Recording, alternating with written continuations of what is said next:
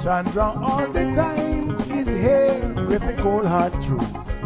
She's the ears and the eyes for me and you. Every day from Sandra, and every time on the air she's getting better. Tell your sister, tell your brother, tell your mama, call Sandra in the morning. Always calling Sandra. And when they start fighting, calling Sandra.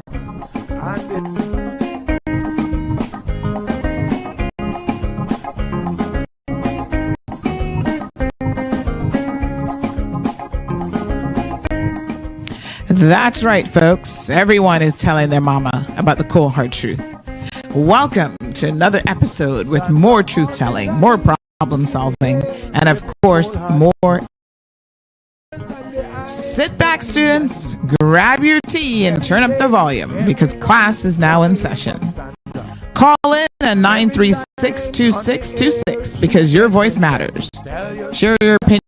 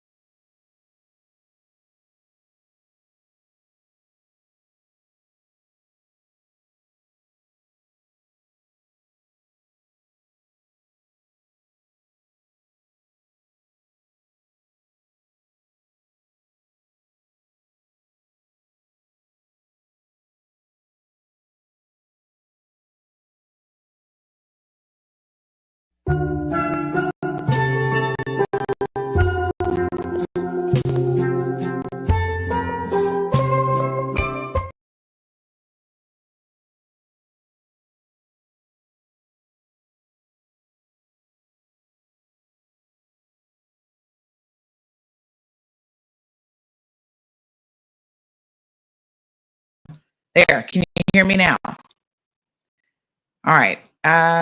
Good morning, good morning, good morning.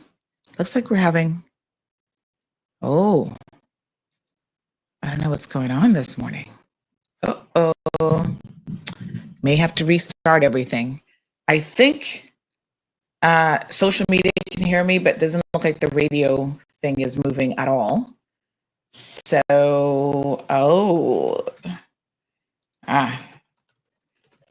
okay, let me see what's going on this morning. No audio. Good morning. Yep, audio sounds a little jacked up at the moment. Okay. All right. So just let me restart everything. Something happened this morning. Something was buzzing in my ear. And then I don't know what happened. So let me just restart the computer. I'll be back in 5 minutes. Give me 1 second here. Let me stick out my little tech issues. All right. Let me just restart everything.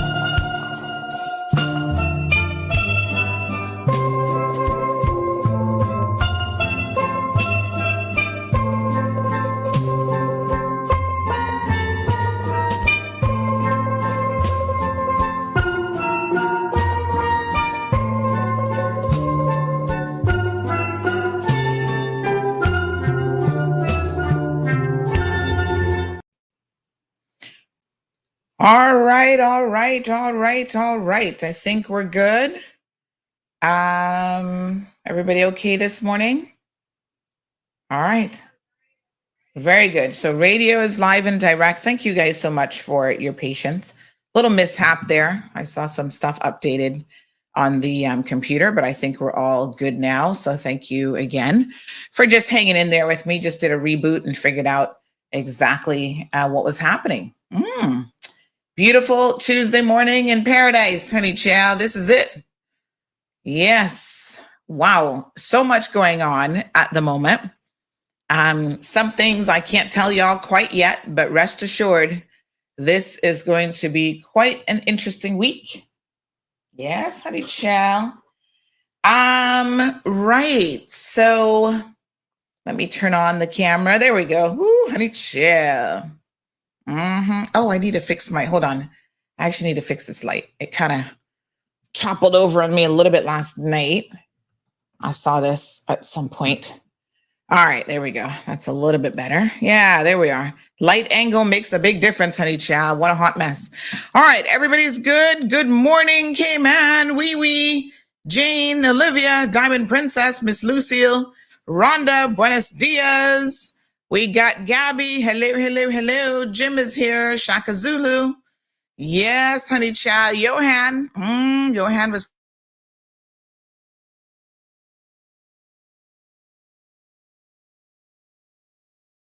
What a heat. Carrie in the house, representing Kim and Barack. Shaka Zulu. Stephen. Damaris. Yep, I think we're good now.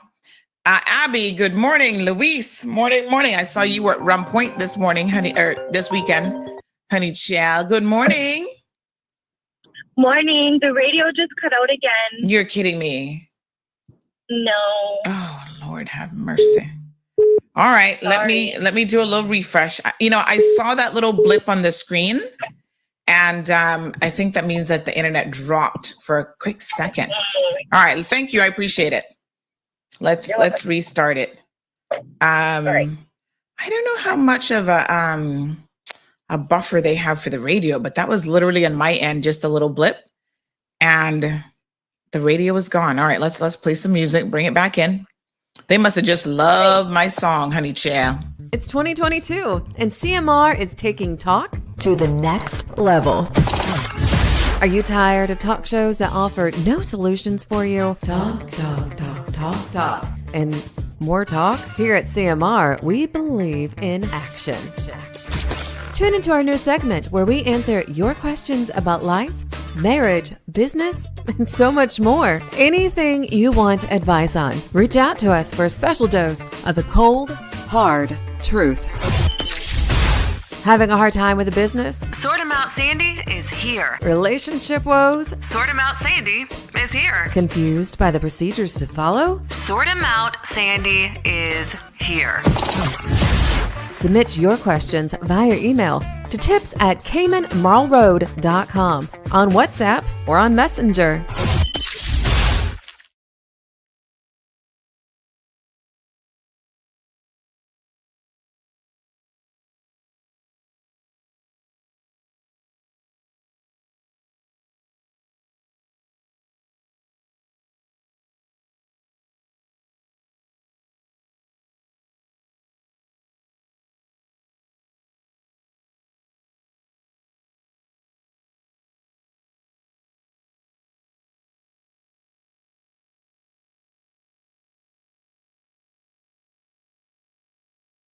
Oh my gosh, you got to be kidding me. Sorry.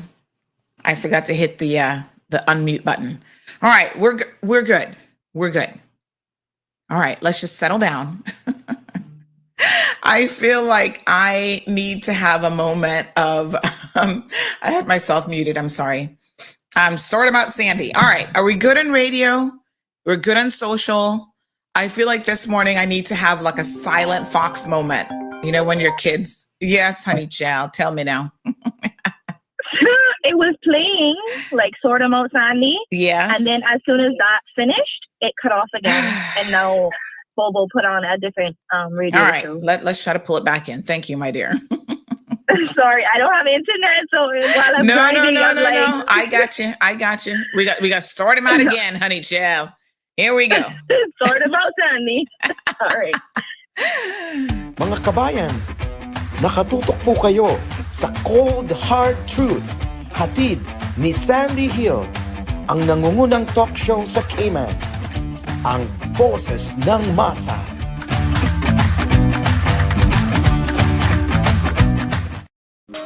Hey Cayman, los saluda DJ Yoyo, The Energy, y estás escuchando The Cold Hard Truth con la voz del pueblo, Sandra Hill, todas las mañanas, 7:30 AM, only on Bobo, 89.1 FM. All right, escuchando. You guys are listening? I think we're good now. Lord Jesus, take the wheel today. No, we're going to give him the whole bus. We're going to ask him to just drive the bus for us because, boy, and it's all minor stuff, and I'm going to take full responsibility for it. All my fault this morning. Totally my fault. I forgot to unmute myself. I was just saying I feel like I need a silent fox moment. My daughter went to one of her preschools. They used to have, like, the teacher would have this symbol. Whenever she needed them to settle down, she didn't start yelling at them. Caribbean people, take note. You know, those of you who send your children to predominantly Caribbean schools and they be yelling at your children, sit down, and your children, that all of that does is aggravate the children more and they get more crazy. In some of these private schools, they go to the Montessori school of how to properly teach kids and they learn a thing or two. She would just be quiet, not yelling, and she would just do this is silent fox. So this is little fox ears, and this is like silent fox, right? So when she sat there and did this, everybody's like, shh, it's silent fox moment in class. And they would all kind of settle down. So once I learned that that's what she was doing in school, at home, there were some times that I was like, listen, it's a silent fox moment right now. Yes, namaste. Oh my goodness. All right, we're going to get it now. I think we're okay. What a heat. Honey child. Jim is like, what a hot mess. Some days it really just is a hot mess. Sometimes I'm a hot mess. What can I say? Adrian joining us from the Philippines. Good morning, Adrian. Buenos dias to Canbarantes. Pura vida. Sí. Marshall is here. Miss Faith is here with us. All right. So we are going to do a little Q&A segment today. Lucille says, make sure you don't run me over with the bus. Oh my gosh, no, because then you'll have to call Recover. And they're going to recover all kind of money for you. So we're going to drive the bus very, very carefully, honey child. We're not running anybody over if we can help it. Now, that doesn't mean that you jump in front of the bus. And it might be your fault. So I'm going to encourage you to stay out of the bus's way. But yeah, we're going to do a Q&A segment. So sometimes people say to me, oh, Sandy, we want to know a little bit more about you. And I was like, really? Are you sure? Ooh, honey child. All right. So here's what we're going to do. If you want to know anything about me, you can ask. Probably 99% of the questions I'm able to answer. I don't know what y'all might want to ask. And then we're going to do a political segment. So send through your questions, 936-2626. If you have my personal number, you can also send them there if you want. Is there any burning questions, honey child, that you really, really, really, really, really, really want to know? I mean, I know some of y'all are caught up on the Trump family this morning. I would really rather not even talk about them. God knows. I mean, I'm just saying. I did chuckle. I didn't watch it because I was actually busy, and I probably wouldn't have watched it anyway because I have a lot of work to do. But let me show you all a thing here. Let me show you this. Ooh, is that a question coming? I bet you I know what this person's going to ask me. All right, hold on. I did see this morning, and this made me chuckle. Okay, so this is what the First Lady wore. And the headline says, Melania, Trump's hat designer, says the hat sends a powerful message. Well, excuse me, but she doesn't look like she can see what's going on. So maybe the powerful message is she wants to remain blind during the next 4 years, like the rest of us probably wish that we could. I mean, I don't know what the powerful message is here, but there you have it. That hat, wow, okay. I don't see the rest of the outfit, but yeah, I don't know why her eyes are hidden. All right, first question coming in at Instagram, positive 100. Great question. I know I've answered it before, but this one we can definitely answer again. The question here is, are you running in the upcoming election? The simple answer is absolutely not. Everybody asked me not even to talk about Trump. No problem. We can totally skip it. I have no problems with that. So no, positive. Sorry, I am not running.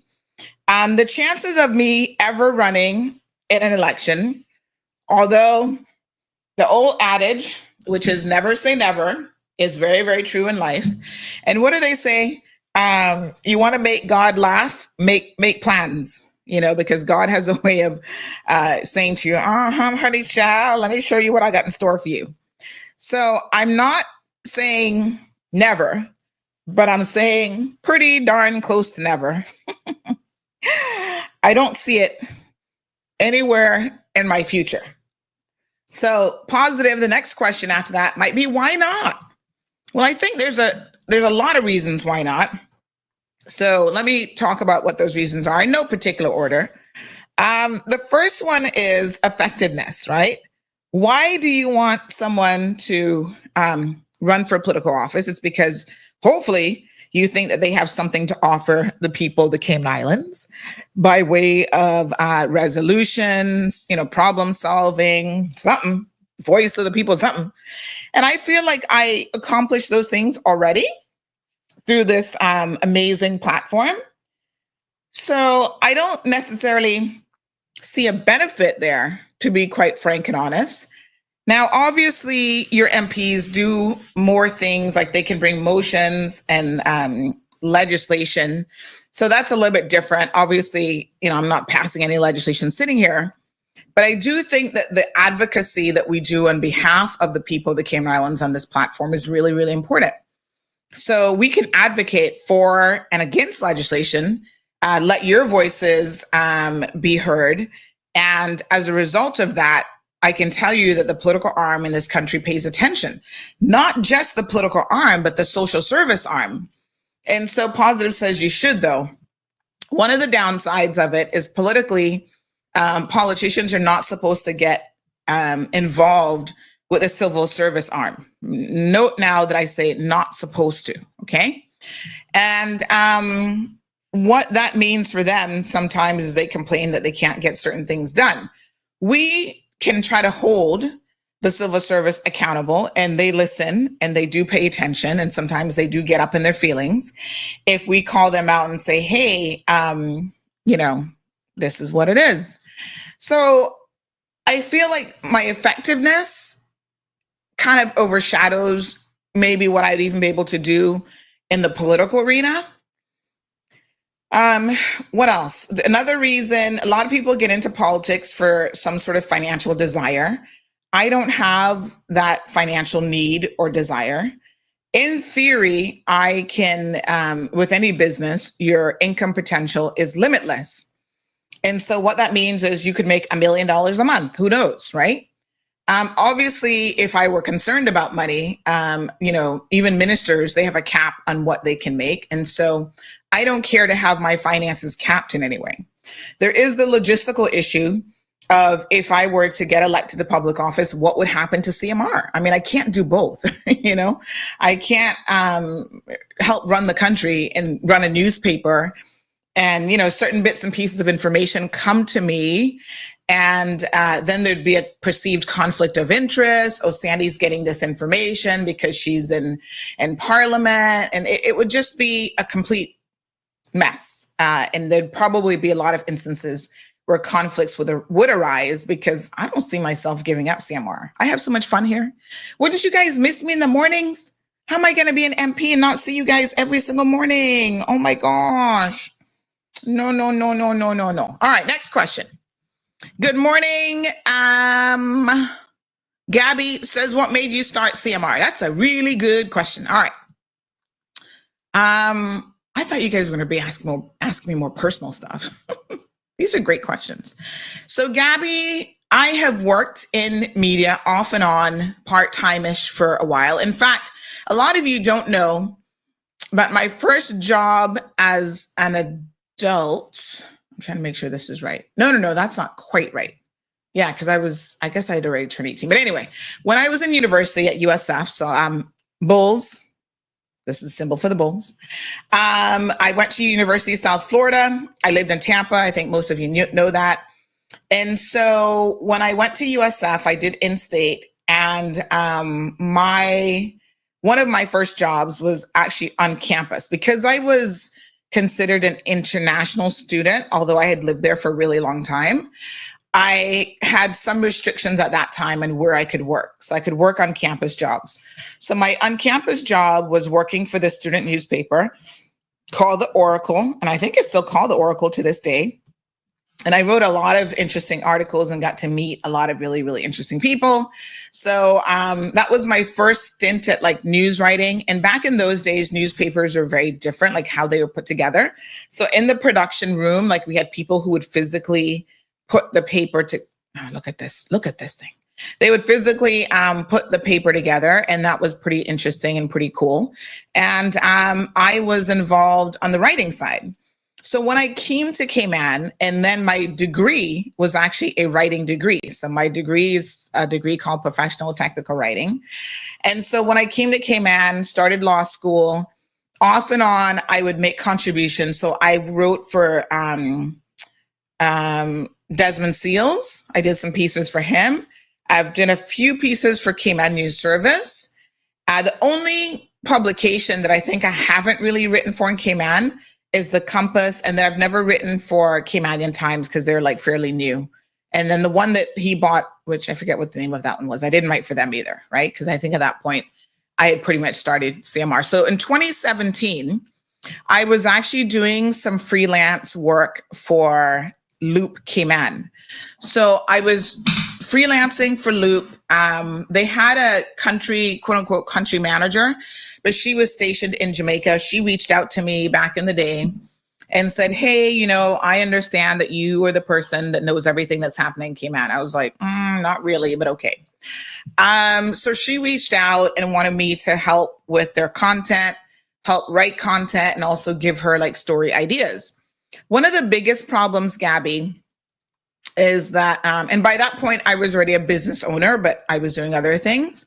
So I would make a lot of recommendations and suggestions on content for them to write, and they were scared. Trust me. They were conflicted and they were scared. So I would say, oh no, that's too hot. We can't touch that. We need to talk to our legal team. Everything was legal, honey child. Oh, our legal team said this and that. And I'm like, ugh. And then I remember there's one story about Digicel. Loop Cayman is actually owned by Digicel, right? And not just Loop Cayman, but all the Loop that's owned by Digicel. So there was a story about their CEO essentially being removed from his position.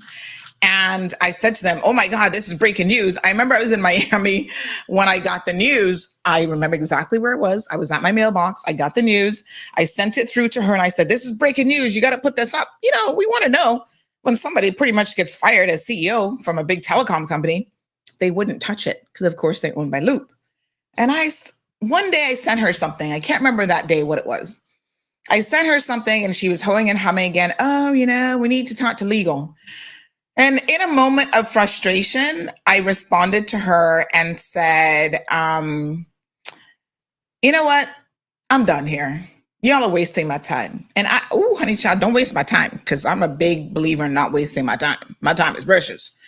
And I said, I'm going to just start at my own newspaper. And that very day, I sat down. I already had a WhatsApp group for years that I would send us to. Big shout out to Charles Whitaker because Charles had always been encouraging me to do my own thing for many, many years. And I didn't see what he saw, I think, at the time. And that day, I was like, I'm done. I'm just going to do my own thing. And so I sat down. I sent out a WhatsApp message, help come up with a name. I know that he's going to be so shy about this, but I'm going to tell you guys who came up with the name. Should I he doesn't like to be in the spotlight. But anyway, a certain doctor in the community said, hey, what about Cayman Mall Road? And I was like, ooh, I love it.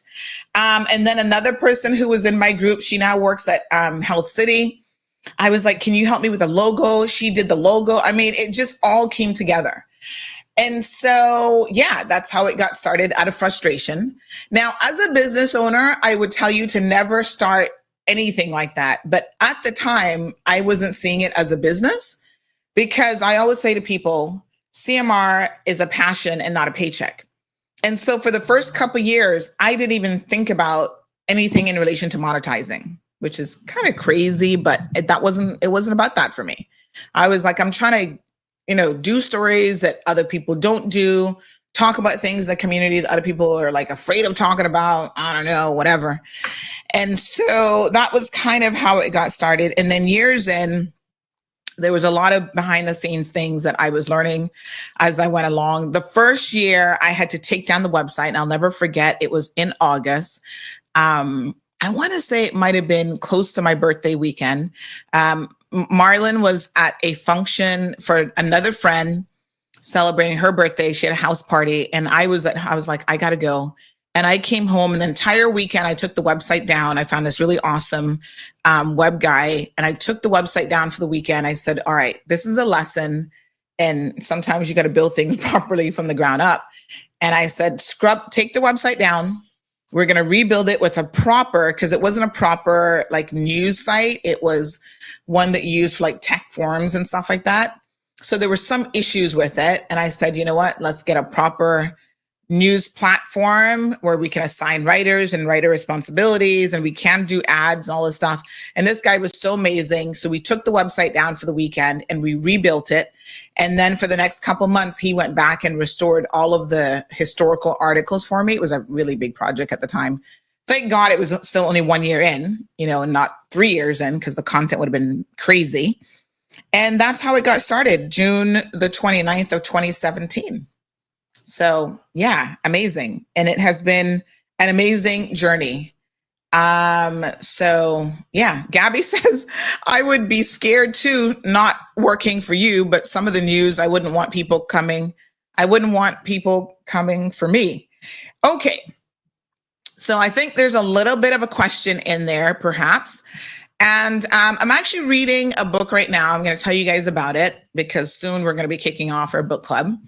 But let me tell you about this book. And this is a lesson in sometimes you just can't care what people say and what they think. So there is a book, if you can get a hold of it, check the local bookstore, they may have it. It's called The Courage to be Disliked. And it's a Japanese phenomena that shows you how to change your life and achieve real happiness. The bottom line is this. I think as human beings, we hyper-focus. And I guess this is part of who we are. I don't really know. But we do hyper-focus on, people liking us. And so I think that can be detrimental to your accomplishments in life. Whether somebody likes me or not really isn't my business or my concern. And it's so true, because it applies in so many aspects of your lives. Like parents, do you not struggle with, your kids not liking you? And maybe that's some of the reasons why you can't hold them accountable. This is actually an international bestseller, by the way. So check it out. It's called The Courage to be Disliked. Good morning, honey chow. Good morning, Carmen. Morning. How you doing? Guess what? Mm-hmm. Good morning. I'm fine. And yourself? Yes, I'm very, very good. What I want to say, when you say that not afraid, yes, I'm truly a believer that what they are. So you're breaking up just a little bit. Just repeat that for me. Okay, I said I truly believe that everybody is created for a journey. Oh, yeah. And sometimes we do not take our journey. And that's why it wouldn't be Garvey, but it would be you. Because what's instilled in you is no fear. It has to be done. It has to be said, regardless to who likes you. And I have seen Oh no, but I've seen you grow and become very professional. But that is what it's all about, growing as we grow and we understand. I've seen you got passionate, and really put your all into things. You have become a complete different person. You transferred right to our eyes, and somebody has to do it. We need it. What if you were not called and you did not follow your passion?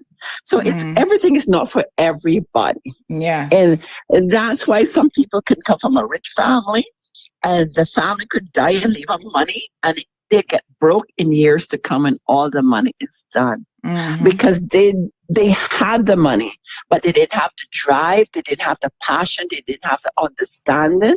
Like you said yesterday, your daughter, you want her to get her a bag and job that she understands where her roots are from. These things are serious things, and these things is not about, oh, Sandra daughter's working in Boston. No, it's about responsibilities.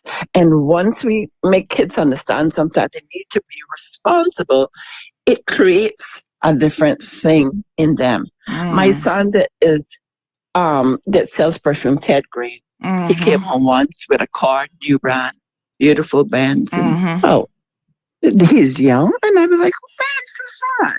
Mine? Really? So where do you live? Here? And whose house is this? And he said, Grandma. I said, well, you need to take back that Benz and get a house. I said, you don't get your first thing in a new brand Benz. And, he had about 3 months and he did sell it.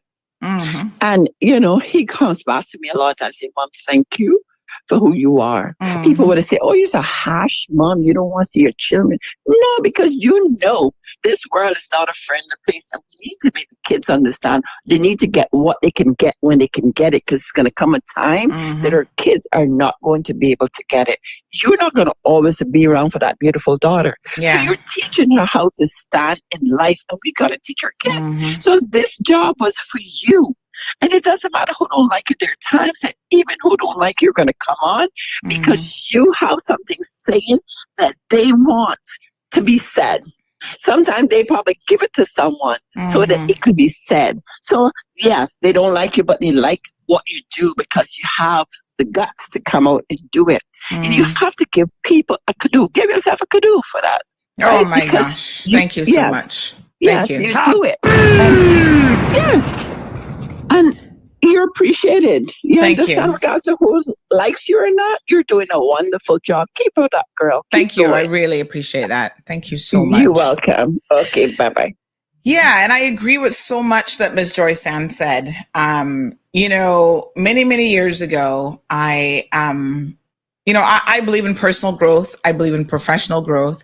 I think that is what we're here to do. This is our life mission. If you're the same as you were 5 years ago, 10 years ago, 20 years ago, something's wrong. You need to check yourself because you shouldn't be. You should have grown as a person. You should have grown intellectually. You should have grown in your personal relationships. There's so much growth that we all are on this journey, and our growth is different. We're in different places, and I totally get that. Sometimes I do feel like I can be hypercritical of people. And then I have to sit back and think to myself, where I am, they're somewhere different. And it has nothing to do with age. A lot of times it does have to do with life experiences and so on, but everybody is on their own path. And so for people, I just wish that, everyone could have some element of growth in their lives, right? And it's really important. That's one of the reasons why I shed people very, very easily. And those of you who've been in this category, you'll know that there have been times when I have just gotten rid of so-called friends. And it's not that they may not have been a friend for a time, but you're not a friend for a lifetime.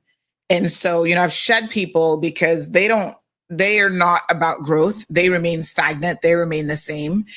And it might sound a little bit harsh, but if they don't bring any value to your life, you got to ask yourself some tough questions, So many years ago, I came to this realization that you're right where you're supposed to be. And this is something that I say all the time. There's an Eastern philosopher. He was actually my acupuncturist. And he would have these conversations anytime. The first time I had acupuncture, I went to him and he would say things to me that, really caused me to think about where I was in life and some of the things that I was doing. So I was working on my master's degree at the time when I started doing acupuncture. And so one day I went and I was in a hurry because I was like, oh my God, I got to get to the airport, Cayman Airways, I can't miss my flight. And he was just like, calm down. He said, you're right where you're supposed to be. He said, if you miss that flight, you're right where you're supposed to be. And so I started to understand on a deeper level what that saying really means. Like sometimes we question why things are happening to us, why we're in a situation, oh my gosh, why am I going through this horrible divorce? Why did I have this relationship? Why am I failing my class? And the answer is you're right where you're supposed to be. There's a lesson in it for you. Okay. So you have to look at what is the takeaway here? What's the lesson? What am I going to get out of this situation? It mightn't be a good situation, but you don't have to let that situation deter your entire life story. If you understand, I'm right where I'm supposed to be in this moment, in this time, let me learn from this and move on, then you're going to be better off for it. So The Courage to Be Disliked is an amazing book. It really is about helping you to unlock your full potential in life. And it says here in the description, to free yourself from the shackles of past traumas and societal expectations so that you can find your true personal happiness. A lot of us are held back in life because of past traumas. We're also held back in life because of what we think society expects of us. I mean, there's so many stories that we could probably think of around this. Like some people choose their professions because the family expects you to do certain things, right? Their spouses. You married who your grandma, your mama told you to marry. There was an expectation. Like maybe there was some other guy that you loved, maybe he was from the UK or something. You're like, oh my gosh, I love him or whatever. And you were like, nope, your parents expected you to marry the little Caymanian boy from West Bay because then they would question your identity. You're not a real West Bayer and you think you white or, there's so many things that people expect of us. And sometimes their expectations will make you make decisions that really are not your own decisions. And so you have got to, I think, in your life, decide what your life journey is going to be and really make your own decisions, free yourself from people's expectations. But you see, the concept of us even potentially being disliked or not meeting other people's expectations can be very, very difficult. And so I think there's some profound moments when you realize that this is your life. You're going to get it once. Some of you might believe in reincarnation. God knows what you're coming back as. You might come back as a cockroach and live all of 10 seconds before I slap you with a shoe. But this is it. So this is your life and you have got to live the best possible life. And sometimes it means taking risk. Sometimes it means people might even question your sanity. There was little support when I got started with this platform, going back to that question. I think even my husband at the time was like, why are you doing this? I don't understand. And I had to say to him, I don't actually need you to understand what I'm doing. I just need you to allow me to be, and thankfully he is the type of person that was able to do that, because there's a lot of men who are threatened by women who they see as like, okay, I'm making up my own mind. I'm doing my own thing. He is very, very family oriented. So his only expectation was like, this can't interfere with our family. At that time, my daughter was already born. She was born in 2016. And so his most important thing is, we just need a good, healthy family. And then if you want to do that, I don't understand it, but okay. And so thankfully that, worked itself out. And I think when you are passionate about something, and I've said this before, other people may not understand your passion. They may not see your vision. But when you see things so clearly, it doesn't really matter what other people think. And that really is the courage to be disliked, the courage to be misunderstood, the courage to not be popular, Like none of those things really matter when you're on a mission, right? Good morning, Miss Dawn. She says you would make an excellent therapist. Have you ever thought about that? You know, there have been a lot of professions, I think, that I could have been really, really good at. You know, from the age of 8, I declared to my dad that I wanted to be a lawyer. And I do think that in the right context, in the right environment, I would have been an amazing lawyer. When I moved to Cayman and I went to law school and I saw that, okay, I wanted to move back. This is my home. This is my country. But there's certain types of law here. Back then, we didn't even have a proper Bill of Rights or anything constitutionally. And I was thinking to myself, what I see happening here and the little exposure to the system, you know, everybody's kind of pushed towards corporate Cayman, you know, all the trust funds and the company and corporations, you know, all that sort of work, you know, ship registrations. And that's where the money is. And it also means that that's where a lot of the work is in Cayman. And then you've got the court system, which I've had, you know, some exposure to. And I think it is important for people to have good defense attorneys. I couldn't see myself doing that because of my moral compass. There would just be a lot of people that I couldn't defend. Like, I'm sorry. Oh, I think you actually did it. You better go find a new lawyer. I probably wouldn't have very many clients, right? And then things like family law came out as so small, it gets so messy. So the more I got to see the environment of law here, the less I was inclined to even want to do that. So I have taught before. So one of my other businesses, Micromatrix, I do teaching, and I feel like there are elements of like therapy that comes into teaching and stuff. I only teach adults. I would not be good with kids really. I don't think I have the patience really for kids at a teaching level. So yeah, I mean, I've never really thought about being a therapist, but I could see kind of why you would say that, because I feel like I'm always in therapy. I'm always exploring my life, my feelings, you know, and through this platform, I like to share those things with you. Some of the most amazing books that I've read, you know, self-improvement. Here's an interesting fact about me. I don't actually read fictional stuff. I'll watch like fictional movies, obviously, and TV shows, but I don't read anything fictional. So 99% of my readings are going to be self-help. I love to read magazines. So I'll read like health and fitness and tech magazines, stuff like that. But yeah, I'm not actually really, I'm not really big in fiction. So sometimes people will give me something, they'll give me a fictional book and I'm like, this person doesn't really know me, honey child. Yeah. I love real crime. I do like to read like real crime movies, books, sorry. And I'm into the psychology of, and so this is kind of like the therapist creeping in.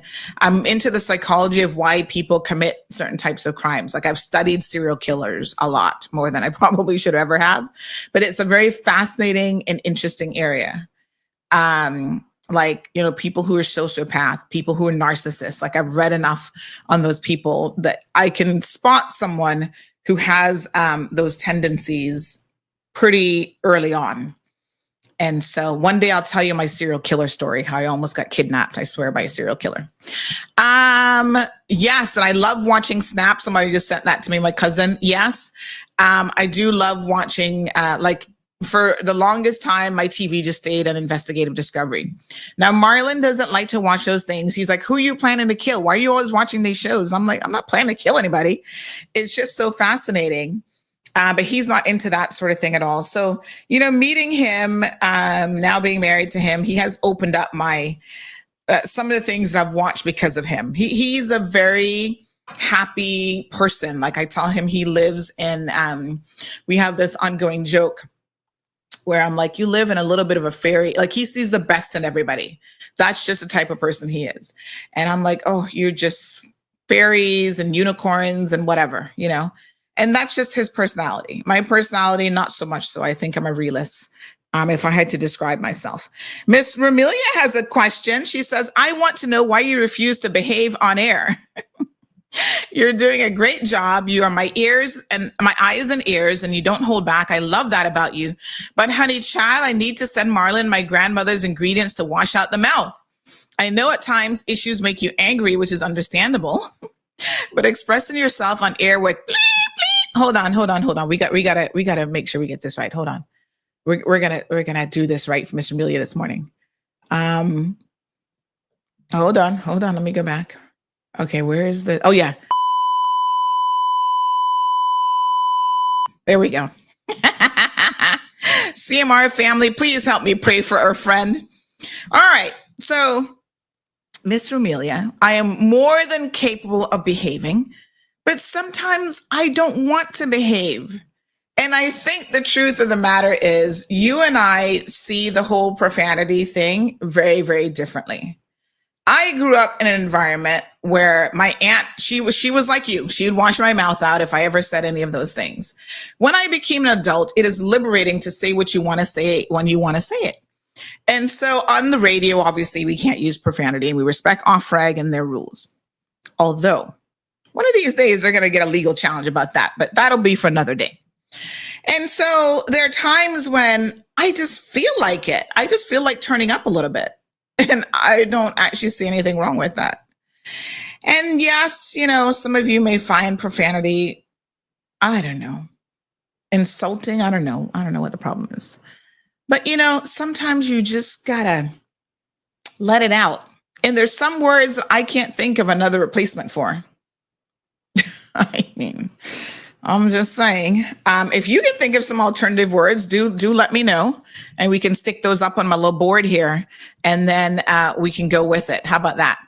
All right, Leroy, talking about those brownies. We had another person come in, says the only thing they want to know is what the brownie recipe is. Lord Jesus, good luck. Okay, so everybody seems to love the brownies. In fact, I was talking to someone the other day who said to me he doesn't like brownies at all. And then he tried mine. He ended up having about 2 or 3. And he's like, I want to know what you put in those brownies. Lots of love. That's what goes into the brownies. All right, another question says, good morning. It's obvious that Amelia does not remember her past life. Ooh, honey. You did not. And her behavior when she used to be the agent for the Honduran flights. The hypocrisy here is real. The words that woman used to use are similar to your words. You were a flight attendant? The agent? Oh, an agent. Oh, yeah? Okay. The things that you learn about people. Yes, sir. Yeah, well, Miss Amelia says you're a Christian now, so more power to you, honey chill. Melissa says, I'm loving today's topic. Oh, thank you. Any questions? Lucille says, I personally need more than one of those books with no shame. Aw, get one, girl. Doesn't matter your age. You can transform. Good morning, Miss Vernita. She says, pleasant good morning. Thank you, Joyce Ann and Sandy, for being the person you are yesterday and today. Stay in your truth. For me, life either is a lesson or a blessing. Hallelujah. Morning. Oh, look at the beautiful Leslie. I've not seen you. Happy New Year. I haven't seen you online in a minute. Damien says, I think your spirit or soul passes to another newborn. Interesting. Tartarian. Oh, Lord. Let's leave America and their issues to the side for now. Gabby says, I'm married who I felt happy with and is happy with, but was the wildest risk I took in my life in general. And many family members weren't happy, but I'm doing it for me and not for them. 2 years married. Congratulations. 3 years going on 4 years together. Awesome. Good morning, Miss Carolyn. Gabby says, I like Snap and Unsolved Mysteries. Oh my God. Back in the day, Unsolved Mysteries was like my show. I was trying to solve every mystery for him. I'm like, one of these days, I'm going to figure out who those aliens are. I loved, and that guy's voice. Remember the intro to Unsolved Mysteries? It was so creepy. Like his voice. And now on this episode of, I was like, I'd be looking around, lock the doors, lock the windows. Because once that show started on a Friday night, girl, you were scared to death. Vernita says, I think you're using your skill in here to help others. Keep up the good job. I think the great thing about what I do at CMR is I use so many different talents. So we've got the talk show, we've got writing, sometimes I get to sit down and do a proper piece. No, I don't write as much as I would like to. And sometimes I like to get a little bit more creative. So I don't know if you guys saw the piece that I did on John Felder. That was a bit more of a creative feature piece, but I really enjoyed putting it together and writing it. And so, I do editorials, which I want to do more of for this platform. So I do think the one thing that's very interesting about CMR is I get to utilize so many different skill sets that I have. And so that keeps my life interesting.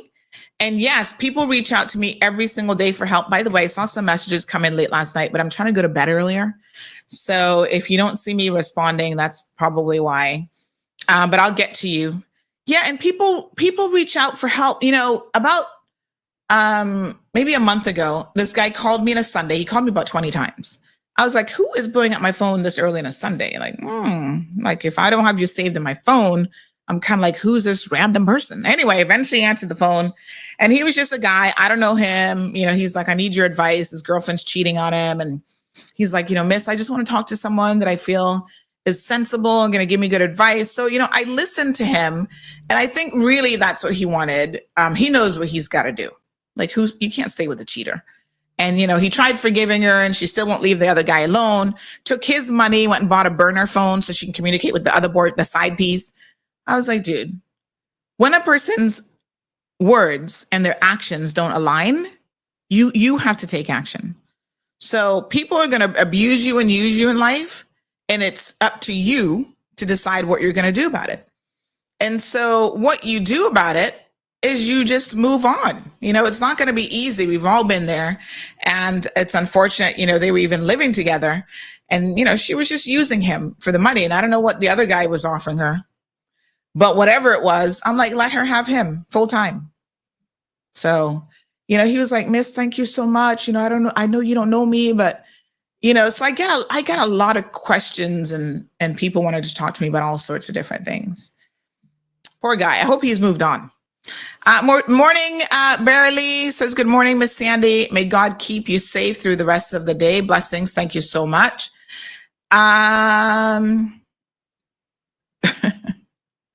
Gabby says, LMAO. I be telling people my mama forgot to add the filter part when I was being baked. Honey child. Miss Charlene says, I didn't taste your brownies. Oh my gosh, I need to get you some, honey child. Miss Vernita says, being a realist is what you do. And if people would be, so, it would be a better world. Remember that. Miss Jean says, Cayman kind, you can choose not to listen if it offends you so much. You still want to be here for the sauce. That's the problem.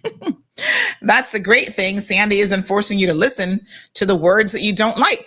And, you can listen to the first part of the show, and then the second part, which is going to turn up, you don't have to listen to. But the funny thing is, those are the people who want to listen, they want to hear the sauce. But then they want to say, please don't use that word. I'm like, if the spirit takes me, honey child, you know what's going to happen. But I've been trying to be good in 2025. I'll be honest with you. What a hot mess. Miss Vanita says, remember though, you have to have tough skin. Can't be a weakling in this wicked world. Yes, sir. V the Money says, I wish I was married. Well, V the Money Man, I don't know how old you are, but if it's for you, it's for you. And listen, maybe that's a question in there. I don't think that being married is for everybody. I'll be honest with you. I actually, in many respects, a very solo person. Like, I love my own company, and I don't need to be around people as much as people probably think. Most of the time, I'm at home, work, and I'm not out socializing. I'm not at parties. It's just not my vibe. I don't care. I'm just like, listen, I'm good by myself. So, why do you want to be married is probably the question that you need to ask yourself. And if you can determine why you want to be married, again, is it because people expect you to be married? You know, your mama might be like, yeah, I need some babies and you need to get married. You need that, you know, it's not for everybody. It's perfectly okay, I think, for people to have long-term relationships and for people to date. And, you know, when you want to move on, you can just be like, okay, I'm done with this one. Move on to something else. And I think as long as you're honest with people, you're honest with yourself, then you can do that. No societal pressures. You know, you don't have to get married. Like, I don't know. I don't really feel, I do feel that, and I'm very much a traditionalist in this way. When you have children, I think the game has changed and you need to be in a committed relationship with children, because I'm very, very old fashioned. I think that ideally children need two parents that are a team. Now listen carefully, because if you're not a team, if you're dysfunctional, then they don't need the both of you. They can do it one parent that's going to have it together. So for me, I never wanted to have kids out of wedlock because, you know, I grew up in an environment where that was what I was surrounded by. And I saw the dysfunctionality of having like stepkids that didn't get along and all this kind of stuff. And so I grew up very, very focused on, for me, knowing where I've come from and the situation that has been created around, like, you know, parents and paternity and sisters and brothers and chaos. I was like, for me, I'm going to need a husband that hopefully is sensible. And I am going to have my children in that relationship. Now, if it don't work out later on, and, you know, you never know in life, things happen, that's okay. But I would like to give my kids a little bit of a fighting chance to hopefully have two parents who are on board. And that's one of the things that I find the most attractive about my husband, is he is really a family man. Like, listen, you're not hardly catching him out in those streets. He's not doing all that. He's just like, he would rather come home and play with the dog, play with his daughter, hang out with me, you know, than anything else. And that's just his vibe. And I think that that's amazing. And there's still people out there who are committed to like the relationship. So if you want to be married, you know, ask yourself why, and then you'll get there. Hi, Chelsea. Omeria says, Sandy, you are too professional to use those words. Oh! You are a very modest and most beautiful woman. You don't have to use them. I like you, but honestly, turn off your show when you start with those. And that's okay. You can turn off the show when we get to that. Omeria, trust me, I do not get insulted at all. And I think that this is how you can, it sounds contradictory, right? And I know in people's head, like, oh, if you're professional, there's certain things that you don't do. I think that the truth of the matter is there are different parts of our personality.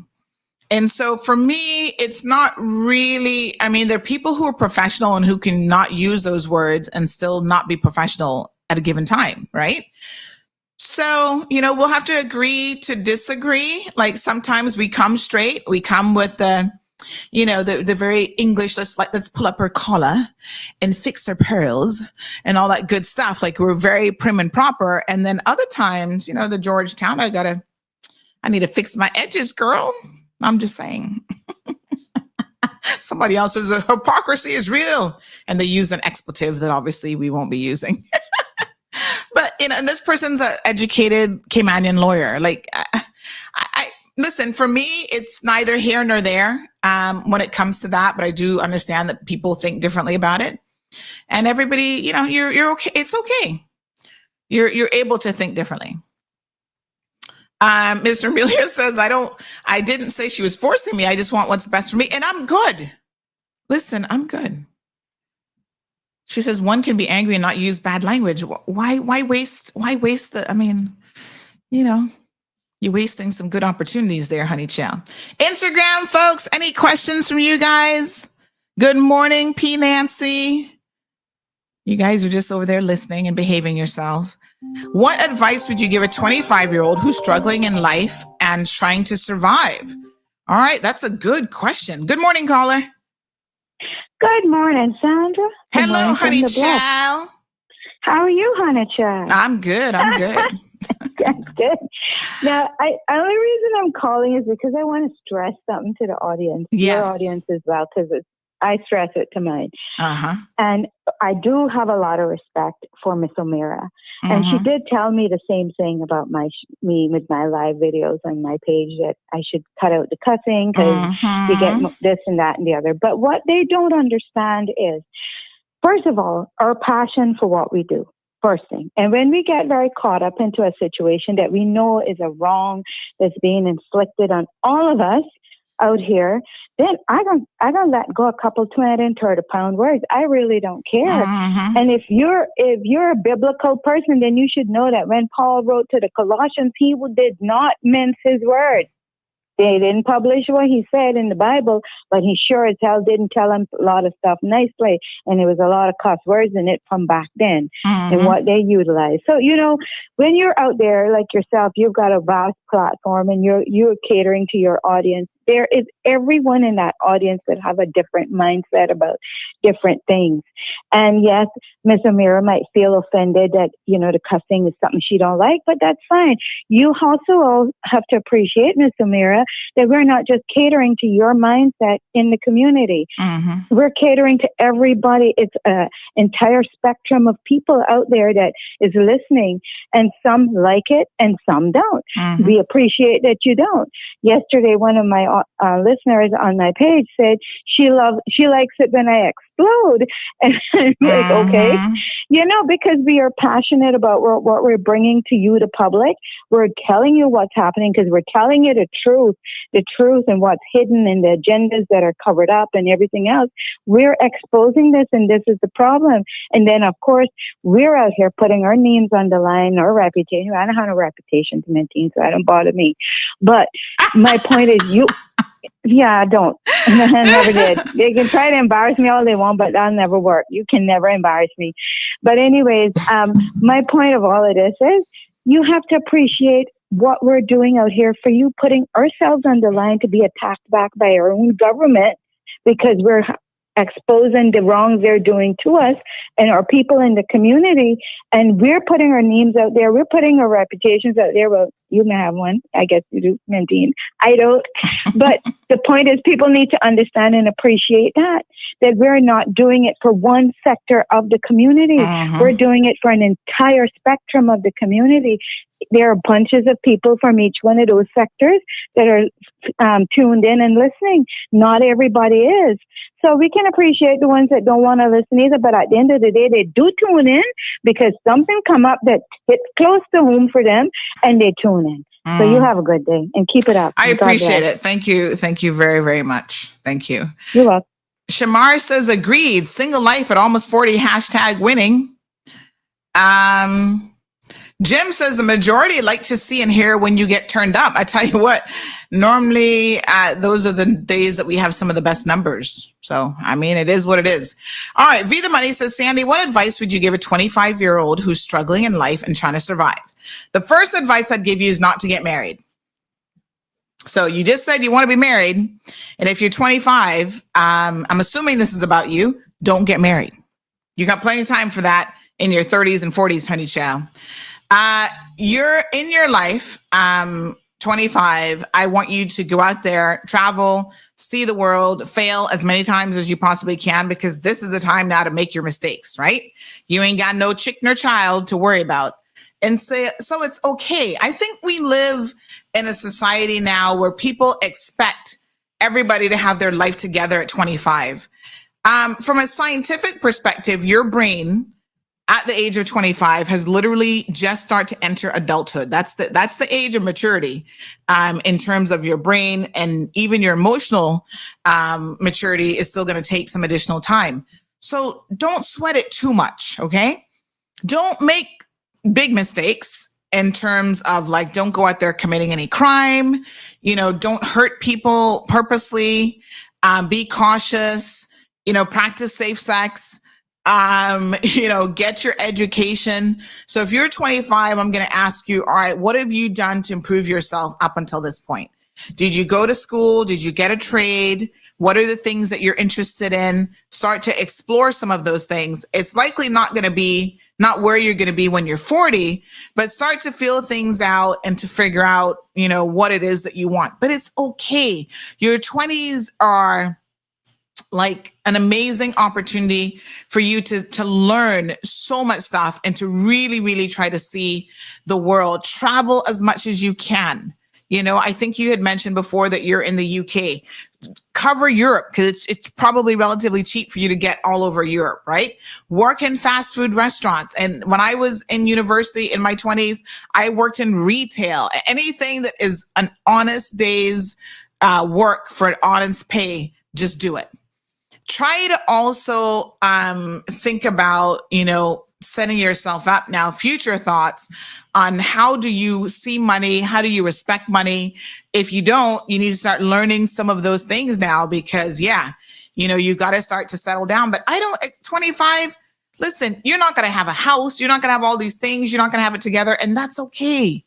Right. So the pressure that people put you under to really have it figured out by 25 is ridiculous, especially knowing that you have only just begun to understand and the maturity, the adulthood neurologically actually happens at 25. So you're finally an adult. Congratulations. Now, don't put too much pressure on yourself because life is going to throw a lot of things at you. All right. V the Money also says, are you introverted or extroverted? Okay, this is a question where I think there's a term for someone who is like both or in the middle. Remind me, folks, of what that is again. I kind of feel like I lean more towards, I'm both, but it depends. It's like situational, right? So I really love and enjoy my own company. And there are times when I don't really want to hang out with people. I don't want to be around people, whatever. But when I am around people, I can flip the switch and do what I have to do. So I'm not the person that's going to be around people and sitting in the corner, not able to have a conversation. So I can sit down and have a conversation with total strangers. And I've had some of the most amazing connections with people that I don't know, I've never met in my life before. We just start talking and you're right where you're supposed to be. There's a moment, it just fits. So it's not anything that's like ever forced. Like it has to be authentic and real, ambivert. Yes, that's probably what it is, right? So I'll give you an example. When I went to South Africa last year, we were in one of the safari locations and I decided to book a massage. And so I went and the masseuse was this young lady. And for some reason, my spirit was drawn to have a conversation with her. Normally when you have a massage, it's supposed to be silent time. You just lie there, get worked on and relax yourself. There's something about her that I wanted to talk to her and I can't really explain it. And so we talked and we had an amazing hour-long conversation. At the end, she's like, oh my God, miss, you've like motivated me. You're so amazing. And I'm like, that's not what it's all about. But there's something about your spirit that I absolutely love. And so I want to encourage you on your journey.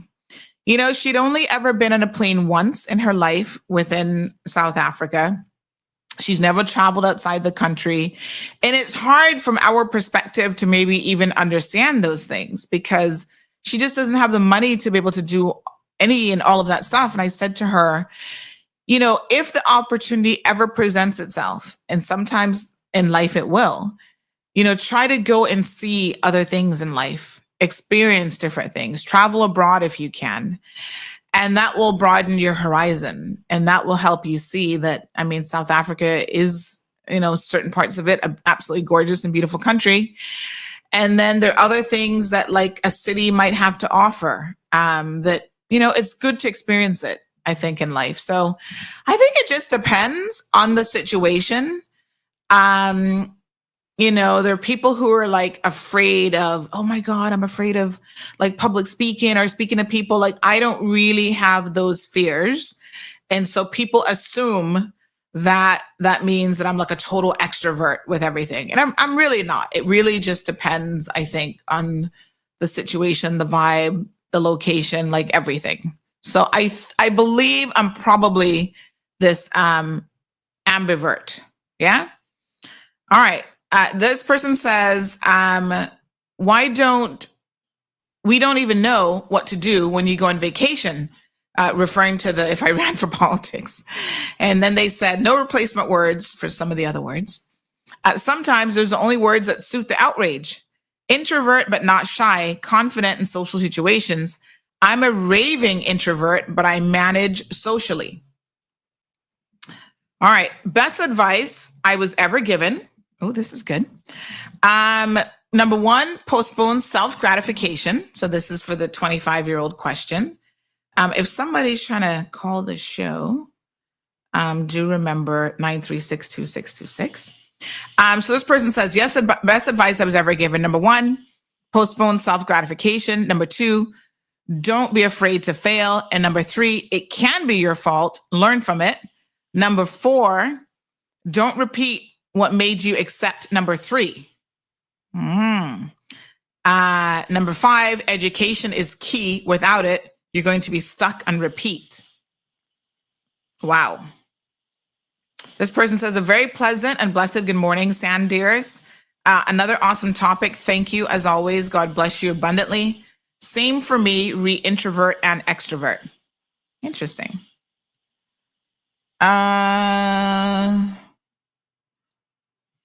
Let me see. This person says, oh Lord, tell Miss Amelia to stay under her bed if she run into me when my head chip. That you'd want to stay under the bed. I know, Miss Amelia, but the older I get, it's the worse I be. I have no shame. The only thing I'm concerned about is Judgment Day.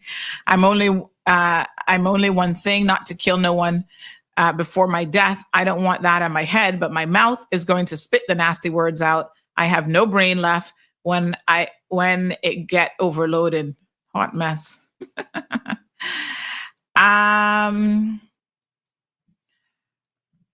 Yes. All right. Let me see here now. Someone's asking to come on the show. I will have to check. Good morning. Morning. How you doing? I'm excellent. Awesome. I want to comment to the 25-year-old in relation to what the person who raised delayed gratification, that point. I want to give an example of that. There's a version of the story of Jack and Jill that isn't told too often. But the truth of the matter is that what actually happened was that Jill pushed Jack down the hill, and Jack hit his head and had to drop out of school. And he went to work, and he contributed $2,000 a year to his pension for 8 years. So he contributed a total of $16,000 to his pension. At the same year, so at the end of that 8 years, he decided he wasn't going to work anymore. And at the same time, his sister Jill, feeling guilty that she pushed him down the hill, went off to medical school. And so she, when she was finished, she got out and she started working, and she contributed $2,000 a year to her pension for 40 years. So she contributed a total of $80,000. The question is, come retirement time, who would have the most money? Do you know the answer? So how much was he contributing? He contributed $16,000. She contributed $80,000. Over what period of time? Oh, well, she did it over 40 years. He did it over 8 years, and at the time that he stopped working was when she started working. And so he put the money in 8 years, roughly speaking, before she did. Well, I think the principle of compounded interest, he's probably going to be ahead of her. That's right. And so the reason why I'm raising this is that what you said to the 25-year-old is to go and travel. Now, if they're traveling and they're making the money and saving the money early in life, early is the operative word. That's what they want to do. You don't want to spend the first part of your life blowing your money because, you're just enjoying your life. You need to be saving. Yes. Because the point that you made about the compounding interest is one that people really overlook, especially young people.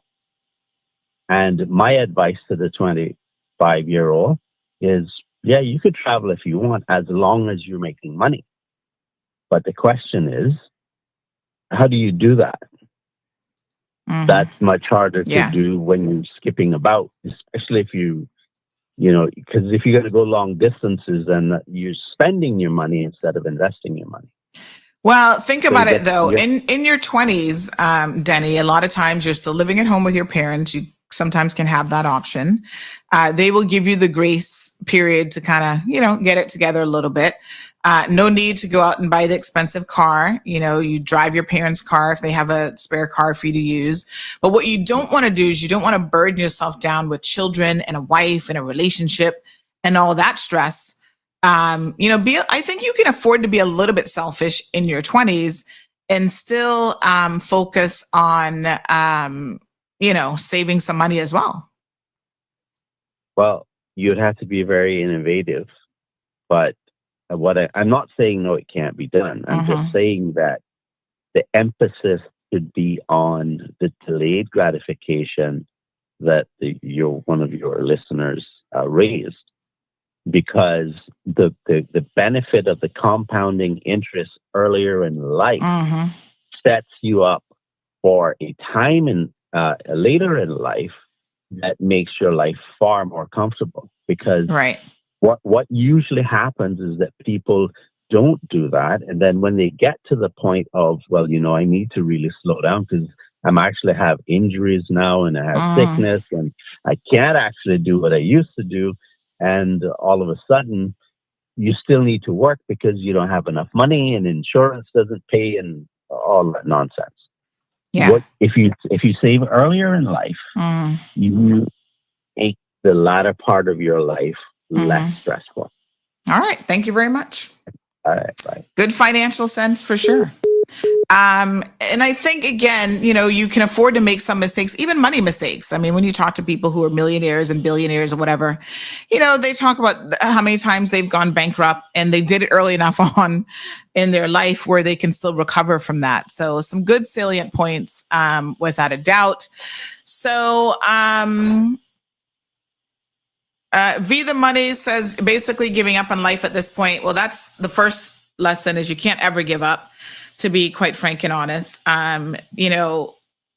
Whatever situation you're in that makes you feel despondent at this particular time, what I can tell you is that situation will not last. Things will get better. Things may get worse for a time, but things change. And so you just have to hang in there. Life is about change. And I think it's also about a degree of resilience. We've all been through situations and maybe periods in time when we have felt, a degree of despondency, and you can get through this. If it is something that you need professional help with, I do want to encourage you to get professional help. There's no shame in reaching out to, professionals, because that's what they're there for. And there's absolutely no shame in that whatsoever. So I see a comment here where you're talking about self-harm.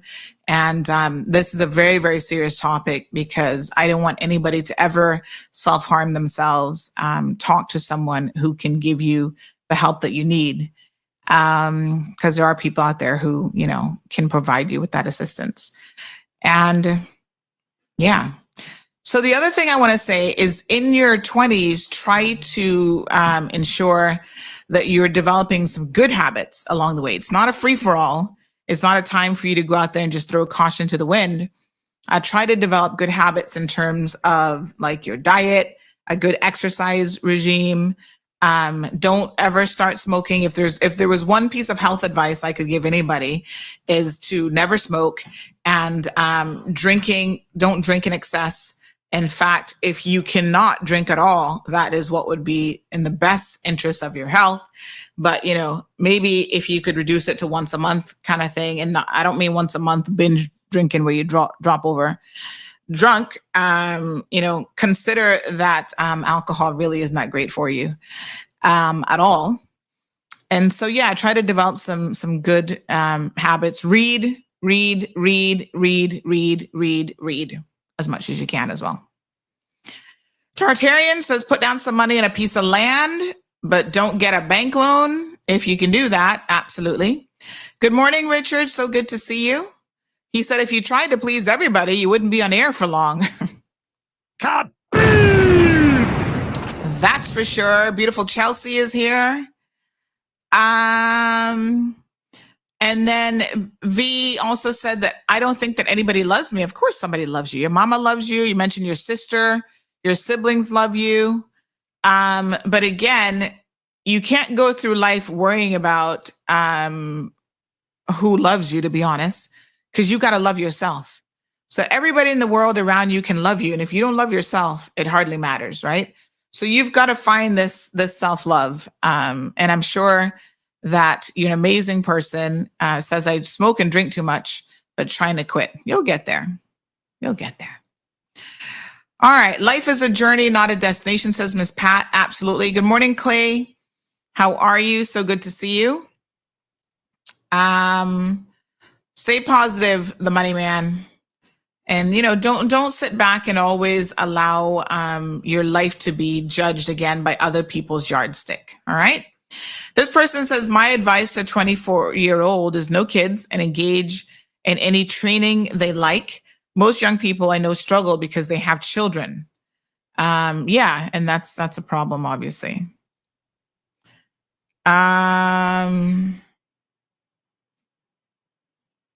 Okay. So there's something that is causing a lot of chatter in the community this morning, but I need to figure out what this is. Indigo Divers Grand Cayman is posting things on their social media. I don't know if that's just to get attention, but let me find out what's going on before I have to pop off on somebody, because they're talking about riffraff and all kind of stuff. Let me find out first. Let's pull it back a little bit and find out what's going on. Maybe this is a cheap marketing ploy to get y'all talking about them. But we'll get there. All right, next question. What's the secret to happy, long-lasting marriage? I don't know. When I make it 40 years, I'll answer that question for you. I don't know about it being long-lasting. What I can say is this. Trying to pick someone that you probably have a lot in common with. I am actually a believer in arranged marriages. Now, I know this sounds very counterintuitive, and you're thinking, has Auntie just fell out of her chair and hit her head? No. My first love was from Sri Lanka. And I remember him saying to me that you can learn to love someone. At the time, you're 19, 20 years old. You're like, well, what does that mean? You can't learn. You either love somebody or you don't. And I think as I reflected throughout my life on it, I totally agree with him. You can learn to love someone. And so you start with having common ground. And I think this is important, because the things that will be a problem for you in any relationship is the fact that you don't have a whole lot in common. And so those are the things that are very, very important. Your core values have to align. If you have different religious beliefs, like one is a Muslim and one is a Christian, that's going to be very, very difficult. Most people are not able to compromise in those types of big, big situations. Politically, one is a conservative and one is a liberal. You're going to have issues in those relationships. I think, especially with the big issues, including even how you see family planning, how you raise kids, if you're on the same page with those sort of things, it helps significantly for you to be happier and to have a longer lasting marriage. And so arranged marriages are based on this concept that you take people from similar socioeconomic backgrounds, same religious beliefs, same families, middle class, poor, rich, whatever. It doesn't mean that a rich person can't marry a poor person and you might be able to figure it out, make it work. But there are going to be some difficulties without a doubt along the way when you have really big things that pull you apart. And so if you have all of that in common, I think it is easier to get along with people and to make, situations work. Now, I don't believe in forced marriages because I think there's a difference between an arranged marriage and a forced marriage. And so one of the amazing things about finding love, which you can learn to love someone, is that a lot of times your friends will be able to identify someone that is more suitable for you than you are, because we get all up in our feelings. Your friend's like, that's not going to work. And that's why it's important to listen to your friends. If your friends have a certain vibe about a guy and they don't trust him, they don't like him, they're like, ooh, honey, there's something off with him.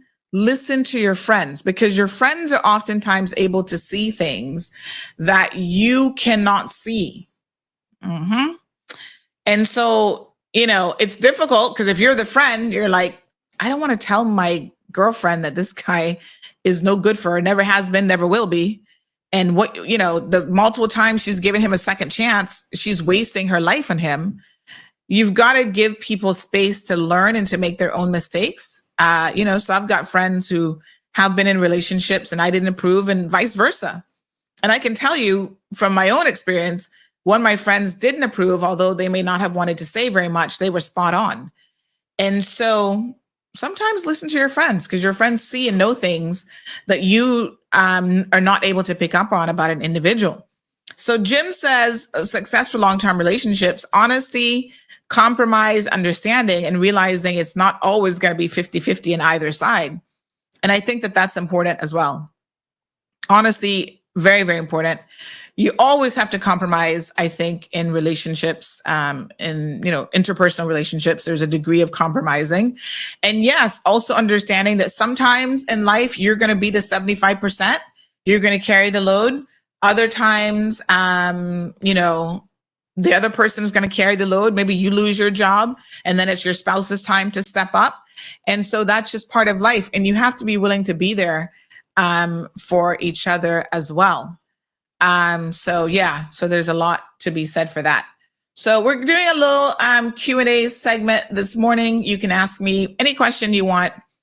And some of you ask more personal questions.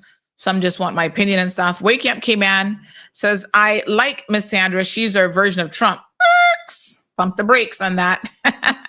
She don't care what people say. She will tell you like it is. But there are a number of ways that I'm nothing like Trump whatsoever. Trust and believe. Sharm says most of the time arranged marriages are forced. Well, that's the part of it that I don't necessarily agree with it. But I think the part that makes sense is where, other people look at, okay, this person would be a good fit for you because of this and that. But I think ultimately a person has to accept and be able to make that decision.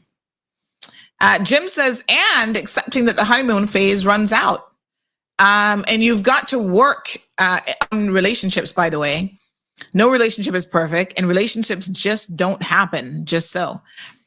In fact, I was listening to something the other day where there's a couple podcasters that I listen to, and this guy was talking about the necessity to always work in a relationship, because he's like, what happens is we end up putting down our guard.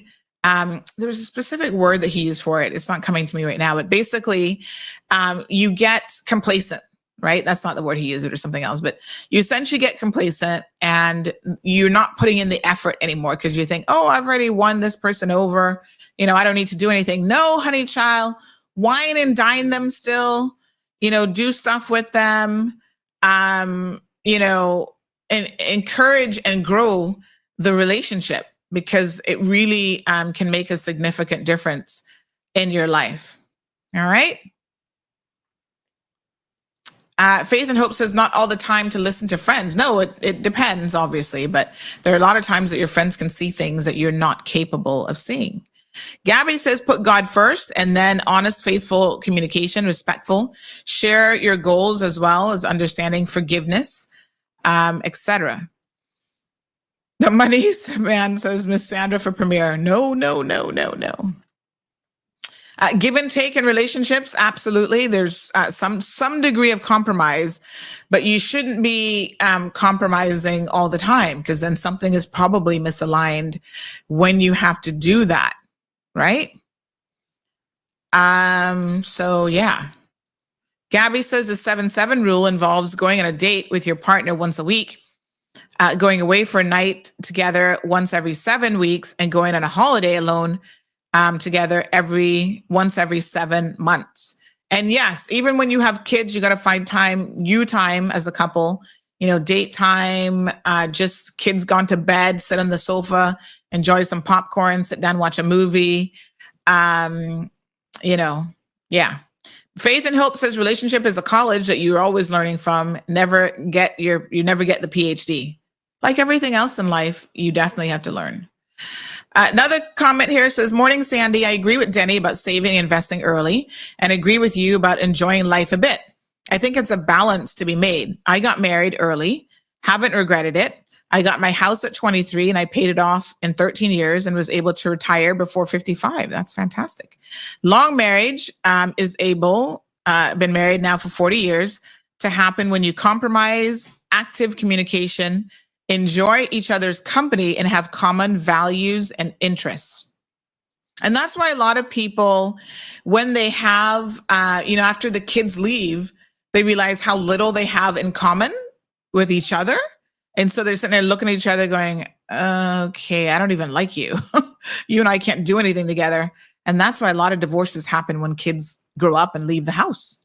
And everybody's like, oh my God, you've been married for 25 years. Why are you divorcing now? Because, the marriage was just being held together because of the kids were there.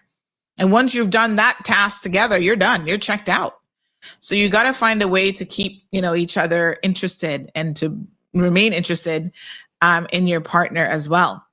All right. Listener says, morning, Sandra. I love the message about listening to your friends about a man that might not be suitable for us. There's a young girl watching the show now that is currently going through a domestic situation with her baby daddy. Aw, young lady, I don't know who you are, but if your domestic situation is one of abuse, that is never okay. And that's never a situation that you want to stay in, right? That person doesn't respect you. Anybody who lays hands on you, anyone who talks down to you and treats you horribly is not someone, and I don't care what they tell you otherwise, that is not someone that really cares about you. And that is a destructive and chaotic relationship. And the sooner you get out, the better off for you. So never tolerate that. All right. This person says, I'm married to my best friend 30 years later. Trust is still everything. All right. Fantastic. This person says, hey, Sandy, maybe you have a life coach listening to the show who can maybe speak to the 25-year-old who's suffering from depression. Seems like they're asking for help, maybe a little counseling. Reach out, young man.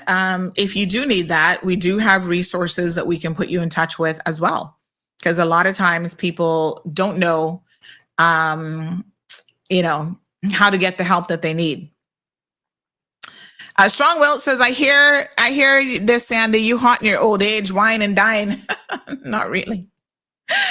Not really. All right, here's a question. Have you ever been to a strip club? Lord Jehovah, take the wheel. No, I had to think a minute about this, because if I had, it would have been probably when I lived in the States. And I don't think so. I don't have any memories of ever going to a strip club. And that wasn't really my vibe. Now, I have been to clubs that were, back in the day. There was one in Tampa called Trax that used to be in Ybor City. I would go out Thursday nights was straight night because it was like a gay club. And so straight nights was Thursday night. And I would go with my friends really to be the designated driver, but it was fun. to be able to dance and to have a good time as well. But a strip club, no. I don't think I've ever been to a strip club. Not that no. Like I said, that's not really my vibe. Like, I think that there are people who do that, and I'm not judging them because there are people who've been able to get out of certain life situations by, stripping for a year or whatever. It's a job, I suppose. And some of y'all be out in the streets wearing far less than what they wear out in the club. So I'm not going to judge anybody. If you're 40 and you're still in the strip club, maybe that's a problem. But I don't know. Okay. Yeah, but there's not much in it for me. Person asked if I watch porn. Lord have mercy. I have. Currently, probably not so much so, but sometimes you need to spice things up a little bit. And watching somebody else gives you some ideas. I mean, I'm not trying to say I'm not no expert, honey child, so maybe I could learn a little something. And there's certain types of the adult entertainment that I'm really not into. So it kind of depends, Yes, awkward, I know.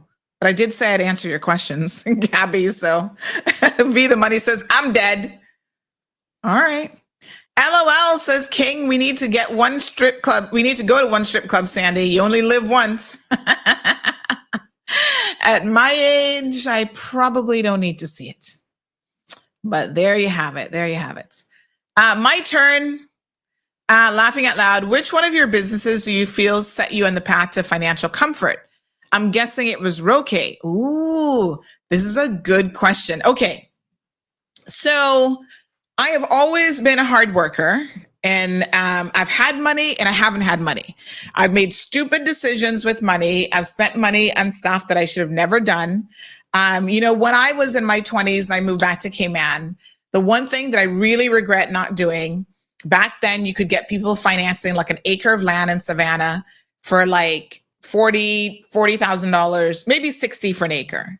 And I was like, Savannah, who the hell is living all the way out there? That's like the boondocks. That's all the way in the bushes. Oh, what I say, hindsight is 2020, honey child. I wish I could have bought me 2 acres.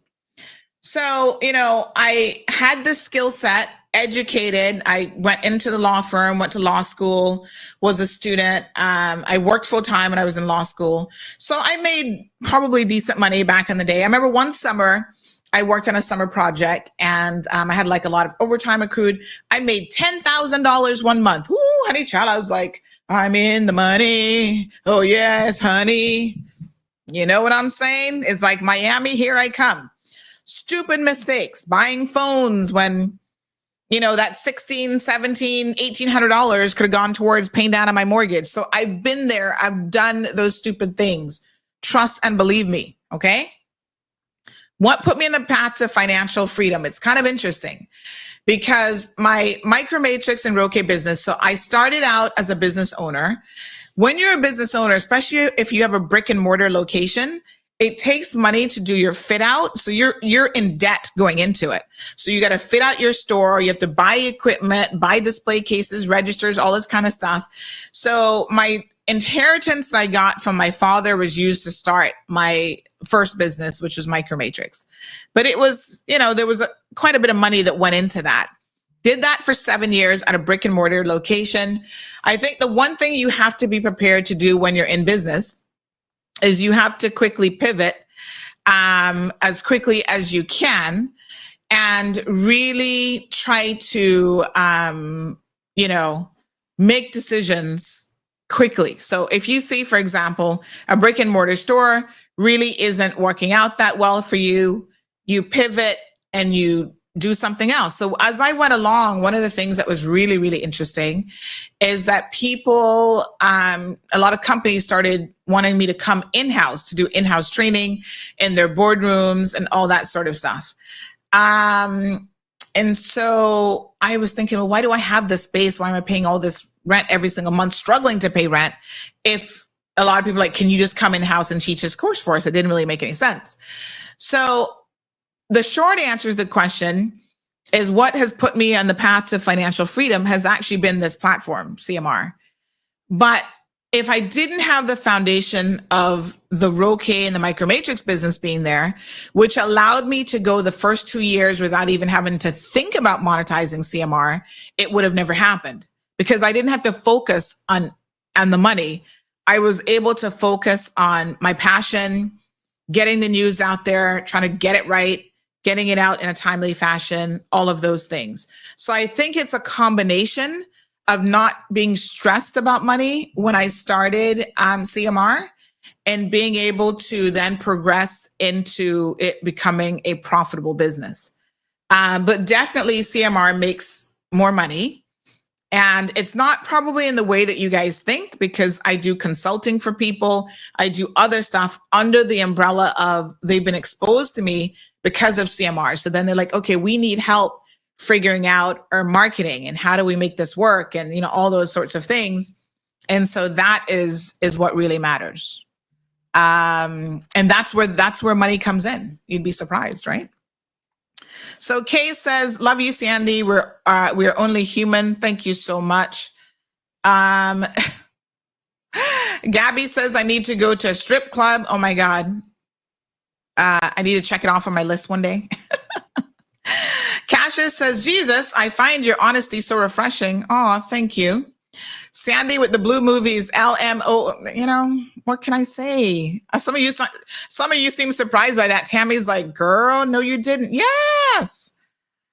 No, not any human trafficking. These are adults who choose to do this for a living. And, you know, if you're a consenting adult and you're being safe about it, I'm here to watch it. All right. Somebody asked about a threesome. That ain't for me. I think that if you're in a committed relationship and you introduce a third person into that, you're going to have problems. And there's probably a reason why you're having to introduce a third person, because y'all a little bit bored.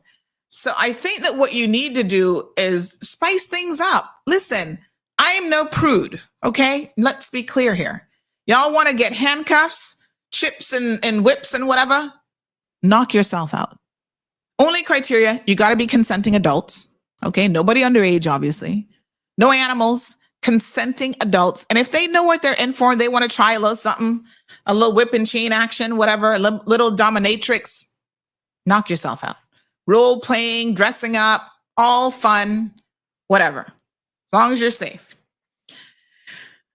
George says, amen, Mama Sandy. Verbal abuse is just as bad as like assault. And so many men on this island are going through the situation in Cayman. Men know that you are a victim as well. And the same advice, get out of the situation. Do not tolerate anyone abusing you in any way, shape, or form. All right. So, but should they legalize strip club, brothels, gambling? If they're legalizing gay marriage, we threw Christian conservation in the bin. All right. So this is where I have a different view. And so I will tell you that I don't think that any of those things are right for Cayman. Listen, if I wanted to go to a strip club, surely you can just jump on a plane and in an hour and 15 minutes, you can be in Miami and you can go hang out at whatever adult entertainment location there is. You hardly ever see strip clubs anymore, though. Are they really still around?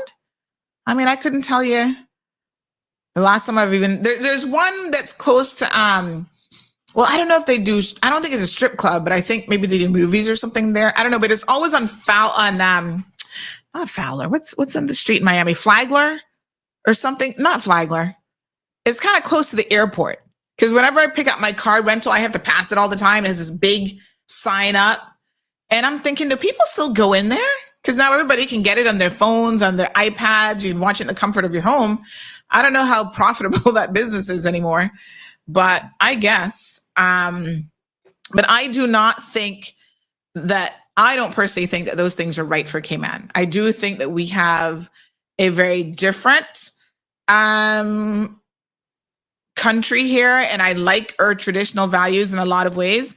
Now, I'm going to tell you, via the money, you brought up, you know, the LGBTQ community, and I know I've made a lot of you upset because I support people being who they are, and I don't discriminate against people. I have a lot of friends that fall into, they're members of that community, and I support them as individuals. You know, I don't stamp them with like every member, like every gay person is this way and every bisexual person this way. I'm like, listen, if you're an adult, really and truly, I don't really care. That's your business.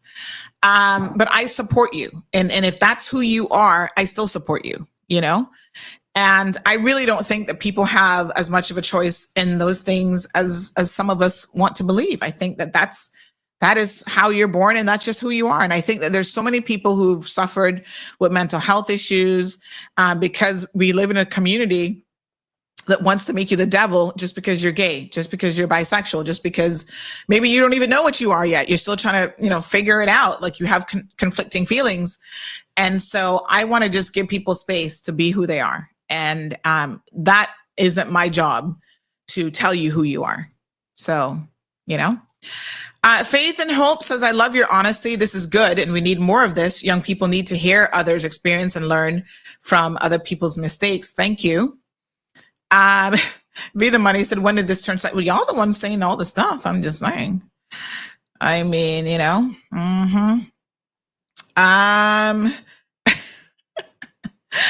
King says, spice things up. Yes. If I make an OnlyFans, I don't mind on a business.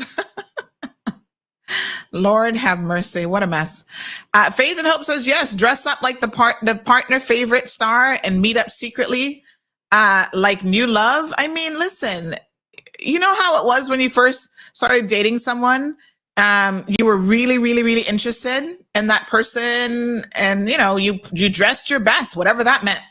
You put on heels, you dressed a little bit sexier, whatever. Now you're wearing the granny gown to go to bed, and your poor husband's like, that ain't gonna do it, honey child. Sometimes go to bed in nothing but your birthday suit. Turn up the heat, honey child. Tartarian said, whatever happened to your planned NPO? That was a great idea for us to donate money to help deserving families own a home and show the government how it's done. I'm going to tell you what happened. The paperwork. So I bank with CNB, bless them. I love me a CNB, but they do these audits on your account. And this is why I tell people, when you have other people like Mario and all them fool people talking about, oh, Sandy getting paid by this one, that one. Listen, every person who deals with me, they get an invoice. They have to pay the invoice, and the bank can sit there and see who I do transactions with. I am not in no shady business when it comes to my money. I'm not trying to hide nothing from nobody. I offer services, and people can purchase those services. So my account manager said, oh, we see money coming in to your account that says donations. And I explained, yeah, like people sent me money to help the one lady member with the rent, and we collected the $2,200 or whatever it was for her, gave that to her. They said, no, you can't do that. Your business case for CMR is this, and only money relating to this can go into your business account. If you want to do that, you have to set up a whole different business account, set up an NPO, this, that, and the next thing. Because of my limited time, a lot of people ask me to set up a debt collection business. They're like, we'll pay you to help collect money for us. And I've thought about that. Like, that's a wonderful and amazing business idea. I don't have the time to do it. So unfortunately, I would have to find other people to run the MPO. If my name's associated to it, I want to make sure things are on the up and up. So I'm a little bit hesitant because I realize, yes, I'd have to go and do all of this paperwork and find the time. That is where my hesitation comes in. I'm still very much about helping people. So out of my own pocket, this doesn't stop me from doing my gift cards, from helping people. There are people who will come to me now and give me gift cards and say, hey, I want to remain anonymous. Can you just distribute this in the community on my behalf? And I say, sure, no problem. We can make that happen. But when it comes to like cash donations and the flow of money, these banks, and I don't blame them, they have to be very, very particular, if you will, about all of those things. So really, it was just the paperwork that started to boggle me down, and time to be able to do all of that. King says, what? Hunkomania and Miami Beach is way better than Magic Mike? Lord Jesus. I've never heard of this place before. I hardly ever go to Miami Beach area, though. That's a different kind of vibe. You can record or take pictures in a strip club, or you can't. Oh, it look like y'all know a little bit too much about this strip club. Cayman Brac has a hidden brothel, I think. Well, I saw somebody say something about that. I don't know. I've never seen this brothel. I don't know, but I hear people go there. Listen, you don't need Cayman. We're off radio now, so we can be a little bit more direct with some of these things. Let's be honest. We all know which establishments in Cayman you can go in there and be having sex with people in the bathroom. Unfortunately, these things happen. We don't need to pretend that they're not happening. I don't think that that's right. And you know, that's illegal, first of all. And I also think that it really demeans those female workers. They try to come here as a bartender. And then when they get here, the owner tells them, oh yeah, what you're really doing for me, because the owners take a cut of their money, is you're going to go in the bathroom and hook up with this MP and this, that, and the next thing and whatever. And it's unfortunate because these poor women are in a disadvantaged situation. Listen, if you want to strip and that's your vibe, that's completely up to you. But we have to be honest that a lot of people who get into the adult entertainment business and the stripping business are normally just doing it for the money because they feel like they have no other options. And for me as a woman, I do think that if that's really what's going on, that's incredibly sad, because I want you to have options, right? If stripping is the only thing that you have to offer, prostitution is the only thing that you have to offer your body to some man, even if it's not prostitution, but you have to seek out older men to use them for their money to be able to live, and the only thing you have is sex, I feel horrible about that. And I don't want that for any man or woman. And so this is why I think it's important for you to educate yourself, for you to have something in life that makes you valuable outside of your body. When you have 15, 16-year-old kids, because that's what you are when you're 15, 16 years old. Even when you're 18, you're still a kid. You know, you're having to go out here and hustle on a pole because that's all you can do to make money. Something is wrong. Now, if you are 25, you understand what you're doing and you want to pole dance because you're like, yeah, the money is good. I could do other things, but this is what I choose to do. Then that's your decision. So I think a lot of times there are differences there, right? So I've been to Booby Trap in Miami. Yes.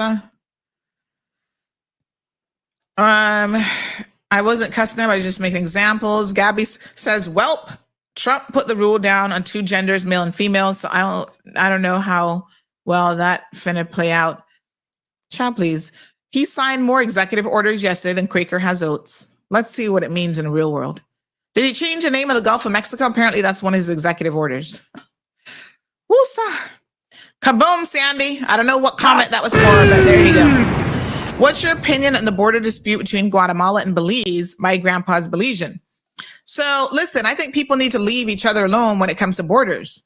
Guatemala is, I don't know enough about this, but why is there a dispute would be my first question. Borders have been established for a while. So why does Guatemala think that they own more of Belizean land? Like, what's the issue? It's like Venezuela trying to go into TNT. Is it TNT? The Venezuela is always trying to claim some little island because of oil. Leave the people them land alone. Stop being greedy. Like, seriously. The guy from Jamaica got his money. He messaged me yesterday and he actually said, hold on a second. He actually said that he reached out to her and she was very rude to him. Let me just find out. Yeah, we need to follow up with this because apparently Miss Celine, he said that he messaged her and yes, I called her this morning and she explained that I know how the thing works. Whatever that means. So later, and give me a cuss. And after she paid me, she done with me for life. So it's 2:20 now, and I'm afraid to call her back. That's why I'm asking you guys to give her a private call to remind her. I'm surprised that Miss Celine trying to cuss at this man, but she done for him for life. That dude don't want nothing to do with you, Celine. Just pay him the money.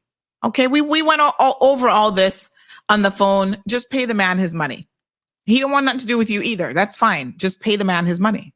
You're going to get yourself in trouble with the police if you're not careful. No, sir. I tell you.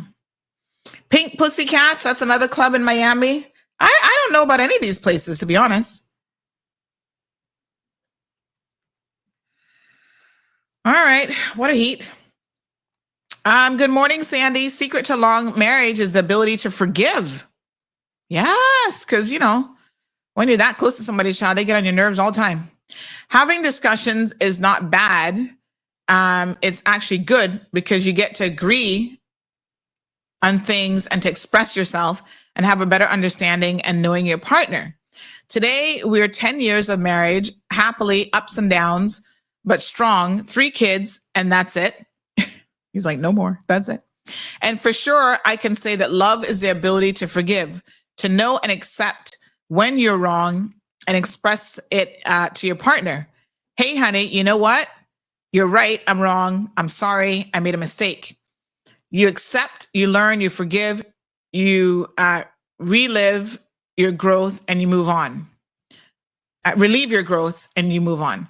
And oh, by the way, my wife is asking, where can she get that vitamin D shot that you mentioned on yesterday's show? She wants to take that like right away. Oh, well, she needs to see her doctor and probably just check her numbers so they know how much of a shot to give her. So have her have them check her vitamin D levels.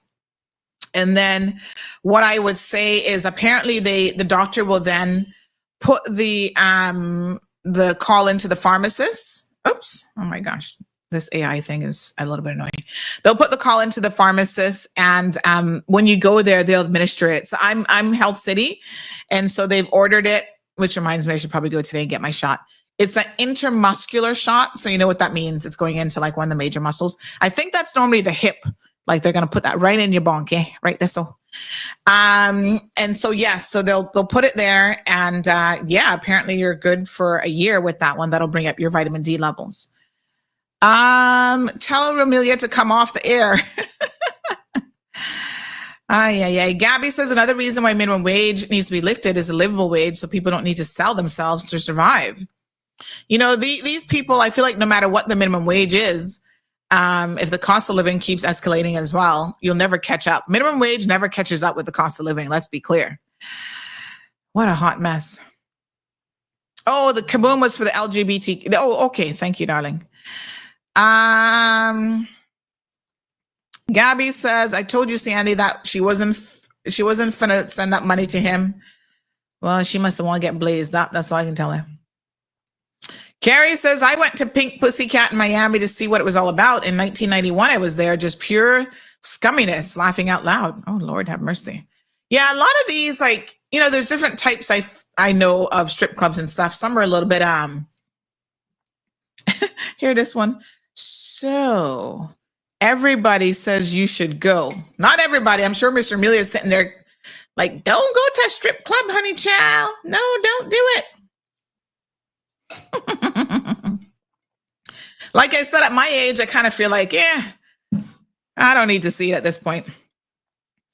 Sandy, you got me laughing so much about the porn. Lord have mercy. Oh, my goodness. All right. Any other questions? Burning questions that y'all feel like this was kind of fun, actually. Wasn't this fun? We got to do this more often. It was a fun, relaxing little Q&A day. Someone asked if I regret only having one child or did I ever want to have more kids? Oh, well, ideally, I've always wanted to actually have 2 kids. So 2 kids to me is the perfect number. And you're even luckier if you can get 1 boy, 1 girl, boom, you're done. Or if you have twins, then you're definitely done. So I would have loved to have had 2 kids, but because I started later in life, and I was married before, to be clear, and we were married for a long time. And, I decided, don't really want to have kids with him. So it was, what it is. Really nice guy though, but yeah. So yes, 2 kids I think is an ideal number. But it just didn't happen. So we got the 1. Sometimes she's always asking, can I have a sibling? And I said, well, you got cousins and you got friends and really good friends that are almost like siblings. But I know sometimes she probably gets a little bit bored. And then she grabs Zeus up and now she wants a bunny. She's like, can I have a bunny? And I'm like, no. I'm not dealing with no bunnies. I'm not clean up no bunny poop. I'm not potty training a bunny. Nope. When I travel, where's the bunny going to go? But she's really into bunny. She wanted a guinea pig for a while. Now she's moving on to a bunny. I said, when you can take care of it yourself, which will probably be when you're 16, then you can get a bunny. Until then, the answer is no, honey child. So I try to, ensure that she has a lot of social time because I think that's important for kids. But she has, I must say, as an only child, she has learned to play by herself like quite a bit. Come, Miss Stacy. She has learned to play by herself quite a bit and stuff like that. So, she'll be fine. Oh, Lord, me can't eat nothing sweet in the mornings. You can't understand. What's in this porridge, ma'am? I don't understand your patois. Miss. What's in the porridge? This look like this plantain porridge? What kind of porridge this is? This look like plantain porridge. I'm not eating it, I tell Miss Stacy, no porridge in the morning. Savory, not sweet. We need eggs and turkey bacon. She keep bringing me stuff with sweetness in it. Boy, tempting me. Look at this. Mm-hmm. Look at the porridge. The porridge look nice. Not true. Look here. Oh my gosh. I'll eat it later. Looks good. Look at that. Nice and hot too. I bet you that plantain porridge or green banana porridge or something. And these you have to sweeten. So remember, first meal of the day, nothing sweet. Nope. Savory, not sweet. So I'm going to go have an egg or a salad or something. I might just skip breakfast actually, because I'm going to have lunch. Don't worry, Shaka. We are recording some and there's some coming in the pipeline. I got 2 siblings, 2 sisters. Nice. Morning, Diana. Scarlett in Miami. That's another club. Lord have mercy. So many of them. Quick question. Do we have ties to Roatan and Belize? Apparently their population originally came from Cayman. Well, I wouldn't say their population. There are some ties. So even when I did my 23andMe, and I did Ancestry recently as well, yes, it has me connected to Belize, Honduras, Roatan area. And so, Caymanians had to go to different places. And so there's certain areas of Honduras where there is a huge ancestral connection. So for me, regionally, I have, let me tell y'all what we got in this region. So yes, I've got Belizean. Hold on, let me tell you what it says. Hold on. 11 ancestral regions. And it includes Honduras, which I don't know what the connection really is there, but it does include that. So yes, we have a lot of Caymanians that went there, had kids, had families. And so there is that connection there. So Ivory Coast, interesting. So yeah, so there's a whole thing about, your ancestry connection. Jamaica, for example, it has, so the whole coast there, I don't know if you guys can see this, Afro-Caribbean people of Belize, Honduras, and Nicaragua. So it actually shows me a little map. So somebody might have went in the region there that we're connected to. And so look at the little map. It shows it right there. So there's Belize, Honduras, and then it kind of tips off like that portion of Nicaragua as well. So it looks like I have some sort of Honduras connection.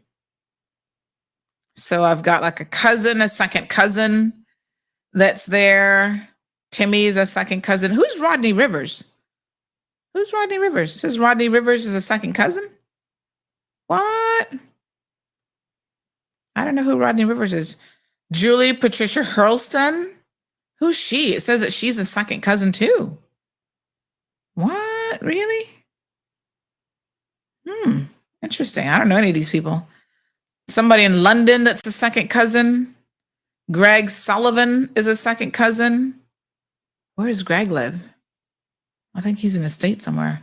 Ontario, Canada. What? I find family in Canada. Hey, this one is London is their name. Says their second cousin. Julie Patricia Hurlston. Wait a minute. She looks familiar. I think I know her. We're family? Says that we're a second cousin. Where do I know her from? Oh, wow. Okay. Rodney Rivers. I don't know who Rodney Rivers is. Anyway, I haven't played around too much with my the people that I'm family to yet. I'm still trying to figure. This app is a little bit different.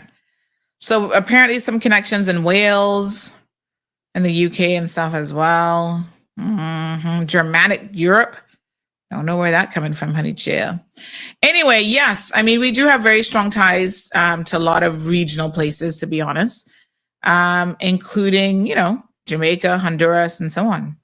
So not surprised there at all. No surprise there. All right. Let's see. Yes, Sandra. Most of the Bay Islands of Honduras were actually colonized by Cayman. Therefore, most of them have grandparents or great-grandparents that were our Caymanians. Same story applies to Bluefields, Nicaragua. Yes, very, very close connections.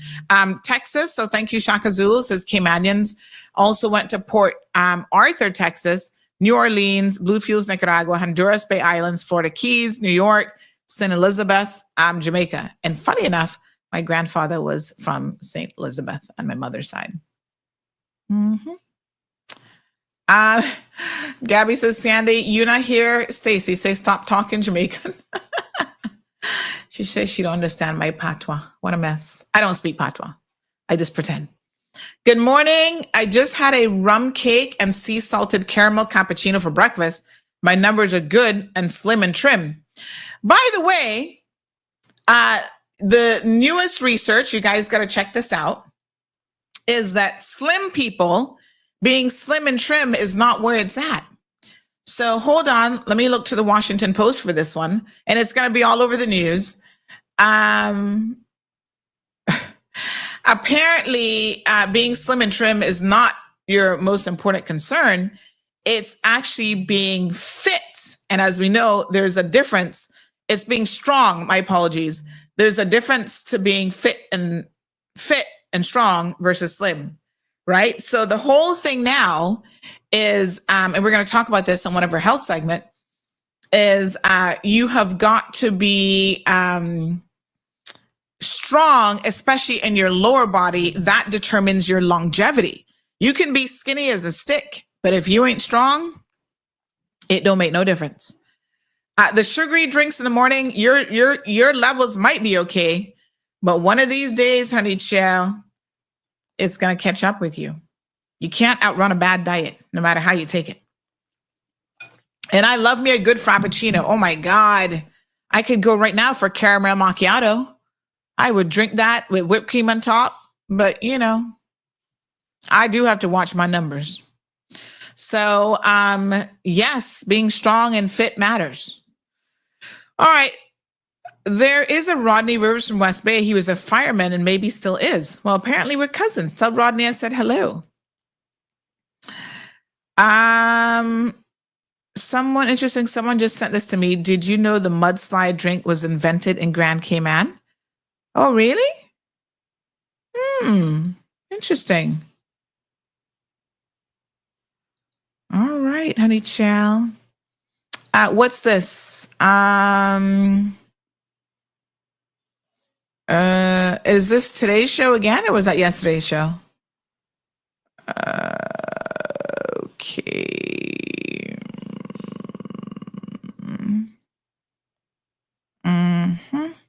All right, somebody's sending me some stuff here. I'm not sure what this is in relation to. I mean, it's about the NCA, but let me just see here. Is that today? Okay. Is violence the answer? Oh my God, never. Violence is never the answer.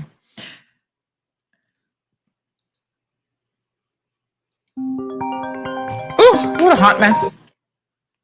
Okay, good morning, caller. Good morning, Miss Sandy. How are you? Morning, honey chill. How you doing? Rough and regular like sandpaper. Hi. Sun still rubbing. Still rubbing. Good to go then. You know, the Bay Islands especially, well, Rotan in Banaka, they are all descendants from up here. You know, many years ago, because I studied a little bit of history, like that. I love history. And, you know, many years ago, there are people that came from Jamaica, which was from Combsville Army. Mm-hmm. Many of them were in Cuba, Honduras, and Nicaragua. Those that went to Cuba, they worked on the railroad and in the cane fields. Those that went into Nicaragua, which is a lot of Caymanians there, especially in blue fields and Puerto Cabeza, they worked in the gold mines. And the people that went to the Bay Islands of Honduras, they all worked in the fishing, lobstering industry. Mm-hmm. So if you go down to these islands, all of these Rankins, Timors, all of them names is in the Bay Islands and in Nicaragua. You know, because on my father's side, you know, they came from. So, and they had to leave here to go to look for work because there wasn't nothing in Cayman in that time in the 30s and 40s, you know. So a lot of these people that they given hard time to here to come into the country to live, their ancestors is from here, but they give the other people that are not islanders and not from descendants from here, they get through very, very easily. And Miss, real quick while we're on the subject, Yes, can you clear this up for me? This is something that I do understand. You know, when you're coming out to Cayman, there requires you an English test, right? But and if I come to the airport and I land to the airport in front of an immigration and I'm talking English and I can understand everything you're telling me, why do you have to take a test? Because another thing with that, I have plenty of friends of mine that tell me, I know nothing about computer, and this thing got to be done on a computer. But they can talk English and they can understand English. Well, I think I'll tell you what. I think that being able to say hi to an immigration officer and answer one or two questions might not be sufficient enough to be able to survive in an English-speaking country. So I believe the idea behind the English test is to be conversational, because if these people are coming, for example, and we've seen it here. So, I mean, there's no doubts in our minds that unfortunately people are coming here who don't speak enough proficient English and conversational English, right? So we're not asking them to, I mean, I don't know what the English test looks like, but I would certainly hope that we're not asking them to conjugate verbs and all that kind of stuff. But if you work in a restaurant and you don't know enough English to be able to take an order properly in the restaurant, something's wrong. So, yeah, I understand. But you know, and a customs officer or an immigration officer bringing you in at the border doesn't have the time to assess your English and whether or not you're conversational. They're like, okay, one or two questions maybe. Sometimes they don't really ask you any questions. They just process your paperwork and you're on your way. Yeah, but listen, another thing, you got to remember that everybody is not technology smart. And a lot of people talk to me and they can talk English good just like I can, and they can't do anything on the computer. And so they fail. And I don't think they fail because they can't do nothing on the computer, though. You know, I got to be honest with you. They fail because they don't understand English. No, well, I understand. No. These people that talk to me, they talk English just like me and you understand it. But they know nothing about computer like me. I don't know nothing about computer and I talk good English. So what's going to happen now? If somebody like me good enough to do an English test and can't do nothing on the computer, they should have something in place for people like that. Because there's a lot of people that don't get. I know people right here in this island, friends of mine that don't have WhatsApp. You know, so I mean, and these are island people. These are people from down in the island. You send us from here, we can talk with English. They say, but I can't go, afraid to go take the test because I don't know about computer. So, I mean, what do you think about that? It shouldn't be something put in place to support those people. What do you think?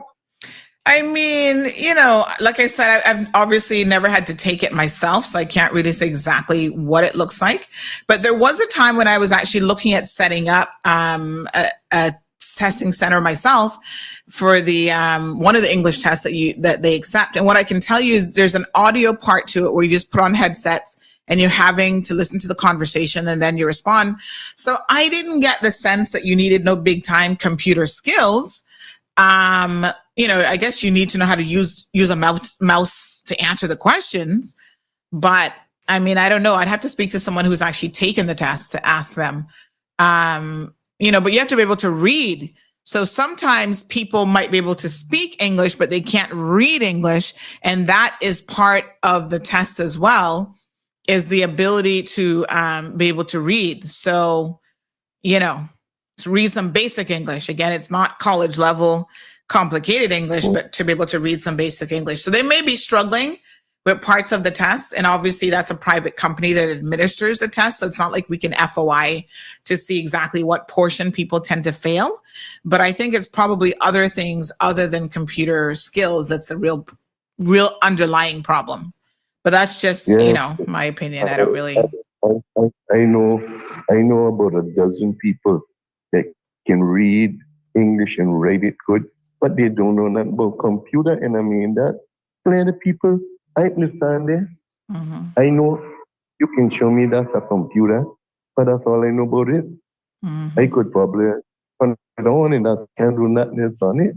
Right. You know, and it's just that I mean, another fool, I only got 3 senses, but I mean, I could learn if I was interested, but I really not interested because I'm old now, and many people older than me that, you know, it wasn't in our time. Computer technology wasn't in our time. And I just feeling myself that it's not fair to those people that can talk fluent English and can read it, but because they can't do nothing on the computer, it should, and what you just said would have been a good idea to set up something, because I even talking to my church about, you know, getting something organized, classes organized for the elderly people and the senior citizens that not in the technology business to learn to send emails and stuff like that. Then people can read email, but they can't send it and stuff like that. You know, simple things. Not that I guess the people couldn't learn, but they just got the opportunity, or they got, you know, it's no program in place for people like that. So that would have been good. I think a lot of people would jump on board with your what you just suggested there. You know, so that's just a thought. Yes. All right, my darling. Thank you very much. Yeah, I mean, you know, there's a lot of things, computer literacy and other things that might play a really important role into that equation as well. All right, let's see what else we got here as we start to wind down a little bit. Caymanians were quite instrumental in building the Panama Canal. Thank you, Mr. Henry. I appreciate that. And by the way, someone mentioned Cayman Voices, and I'm always looking for new and interesting people to interview for the Cayman Voices segment. So 60 and over, they don't have to necessarily be Caymanian. I think so far, all of our people have been, but someone who's been here for 40, 50 years has, you know, played a part in our community. We were interested to hear from them as well. Actually, no, we did Mr. Derek Haynes. He's not Caymanian. He was the last one that we did for our interviews. So yeah, reach out. Book your moms, your aunts, your uncles. There's an elderly lady in her 90s. I'm trying to book her, but we got to make sure we catch some of the older folks on a good day.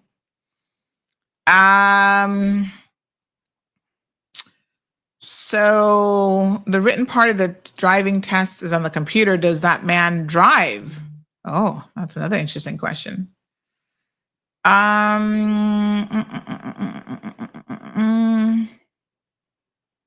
Okay. They also don't understand dialect from the UK, Ireland, Southern drawl from the US, for example. Oh, the English test is discrimination. I'm shocked it hasn't been challenges yet. We need a literacy test, not a language test. Okay. Remember, people that speak 2 languages are very intelligent. That's why our justice system and the police are too busy. Well, I tell you what, there are people who don't speak enough English to even go to court, and they need a translator. And to me, I'm always, when I see those, I'm like, how are you here? If you don't speak enough English to understand a police officer, or when you show up in court, they have translators in court all the time. Okay, them people don't speak no English. I've seen people come up for jury duty and they tell the judge, oh, you can't pick me for jury duty because I don't speak English. And I'm like, how did you get status? How long you been here? 25, 30 years and you still no speaking in no English? What the hell?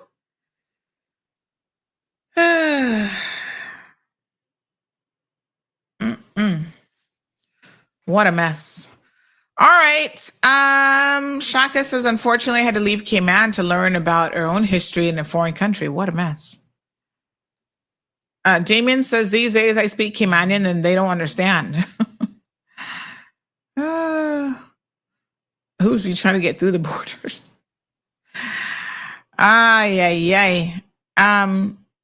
Scammer in the comments. Let's block them. Goodbye.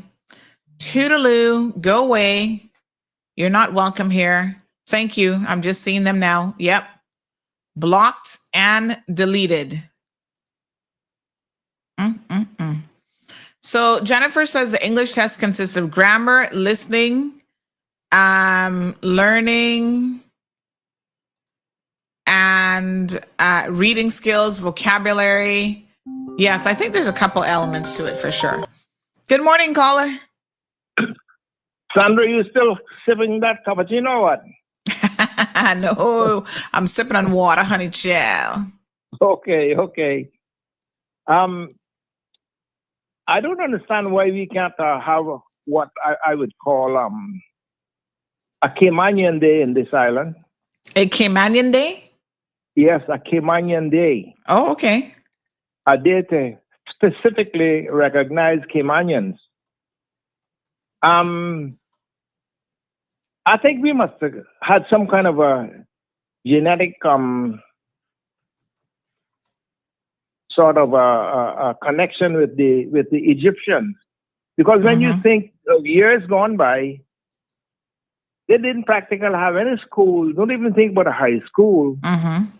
In Caymanian men and women too, but specifically men, they were masterminder, captains and all sorts, right?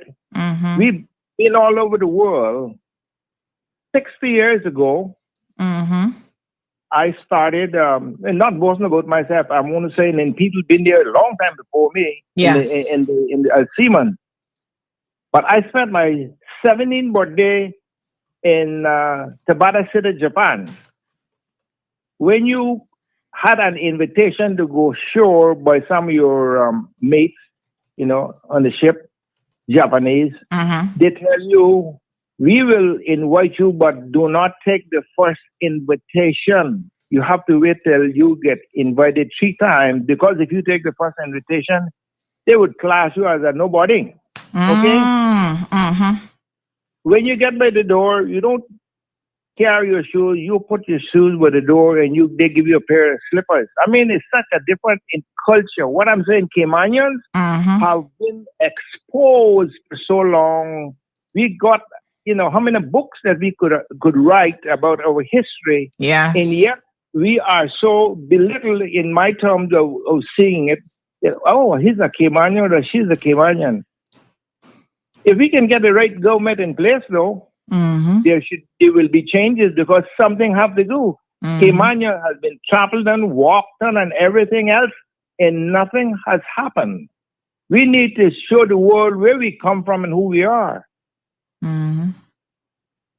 Sandra? Yes. Thank you for listening. Thank you, my dear. I appreciate it. We'll talk to you later. Thank you so much. Thank you so much. I appreciate that. No, some good points there for sure.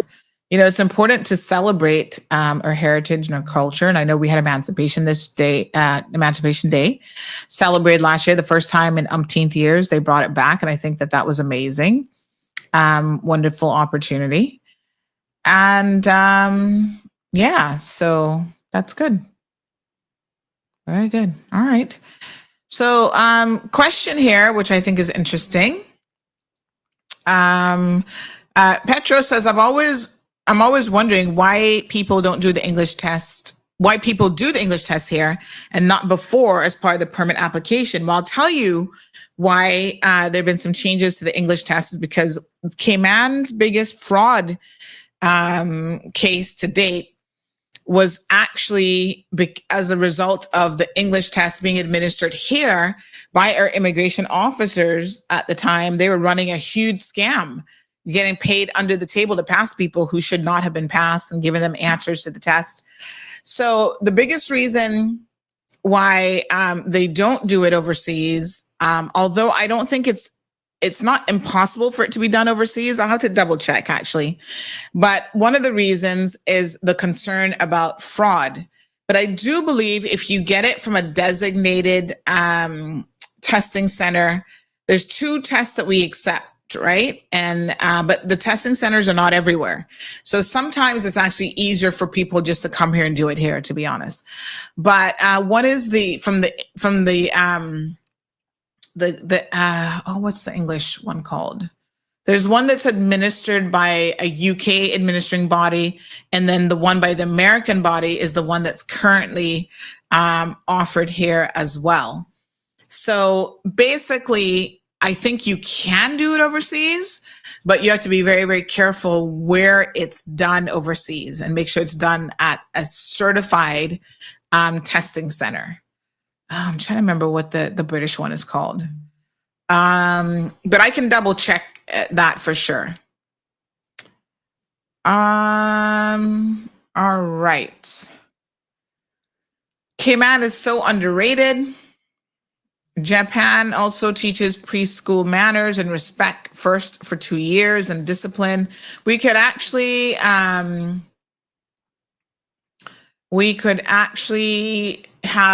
a lot of we can learn a lot from Japanese culture. I must tell you, discipline for them is extremely important. And Caymanians, I hate to tell y'all, we are not the most disciplined people anymore. So they do the TOEFL test, which is English as a foreign language, and the English International Language Testing System, IELTS. And they're actually administered by different bodies and stuff. The British Council does, I think, TOEFL. So the British Council administers one, and then there's a US body that administers one as well.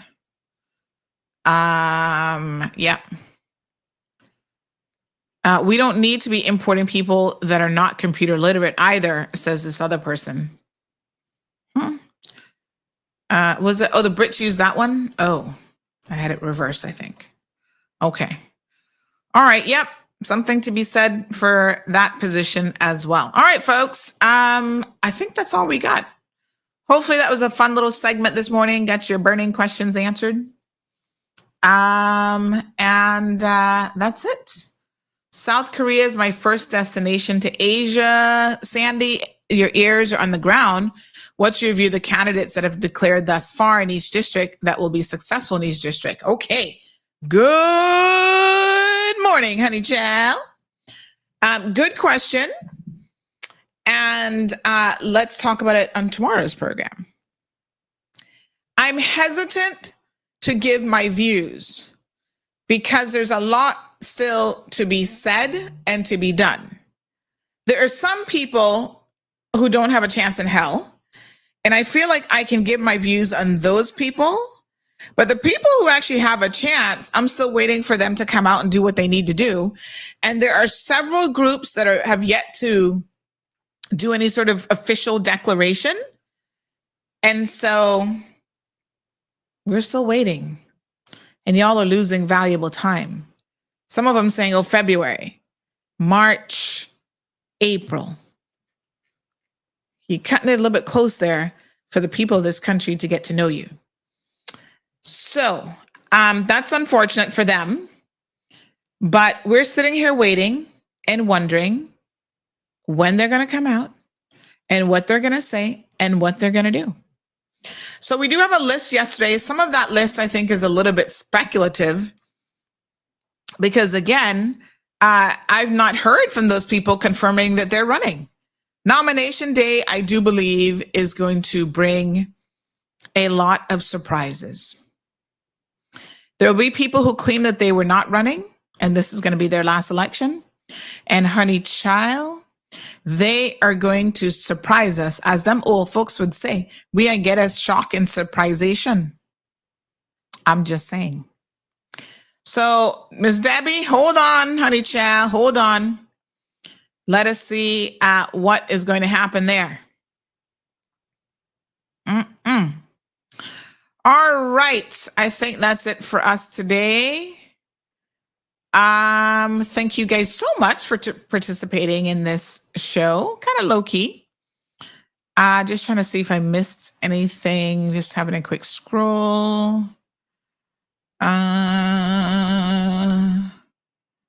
Thank you so much. Okay. All right. So I think we're good. Beautiful. So it's Tuesday. You guys have a beautiful day. This person says, Sandy, the English test system makes no sense. A person comes with a 3-month work permit.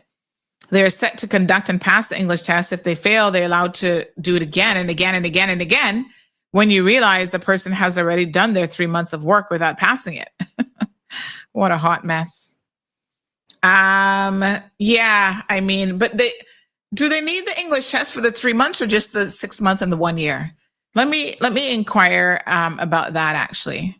Maybe we could get some answers on this front. Okay. We'll get a few answers there.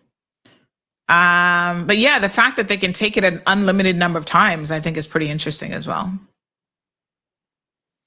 All right, good. Thank you guys again so much for tuning in today, and wishing you guys a productive and a successful day.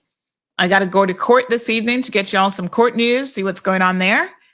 And we will be back tomorrow morning. All right. Have a good one. Thank you for tuning in to another episode of The Cold Hard Truth on Bobo 89.1 FM.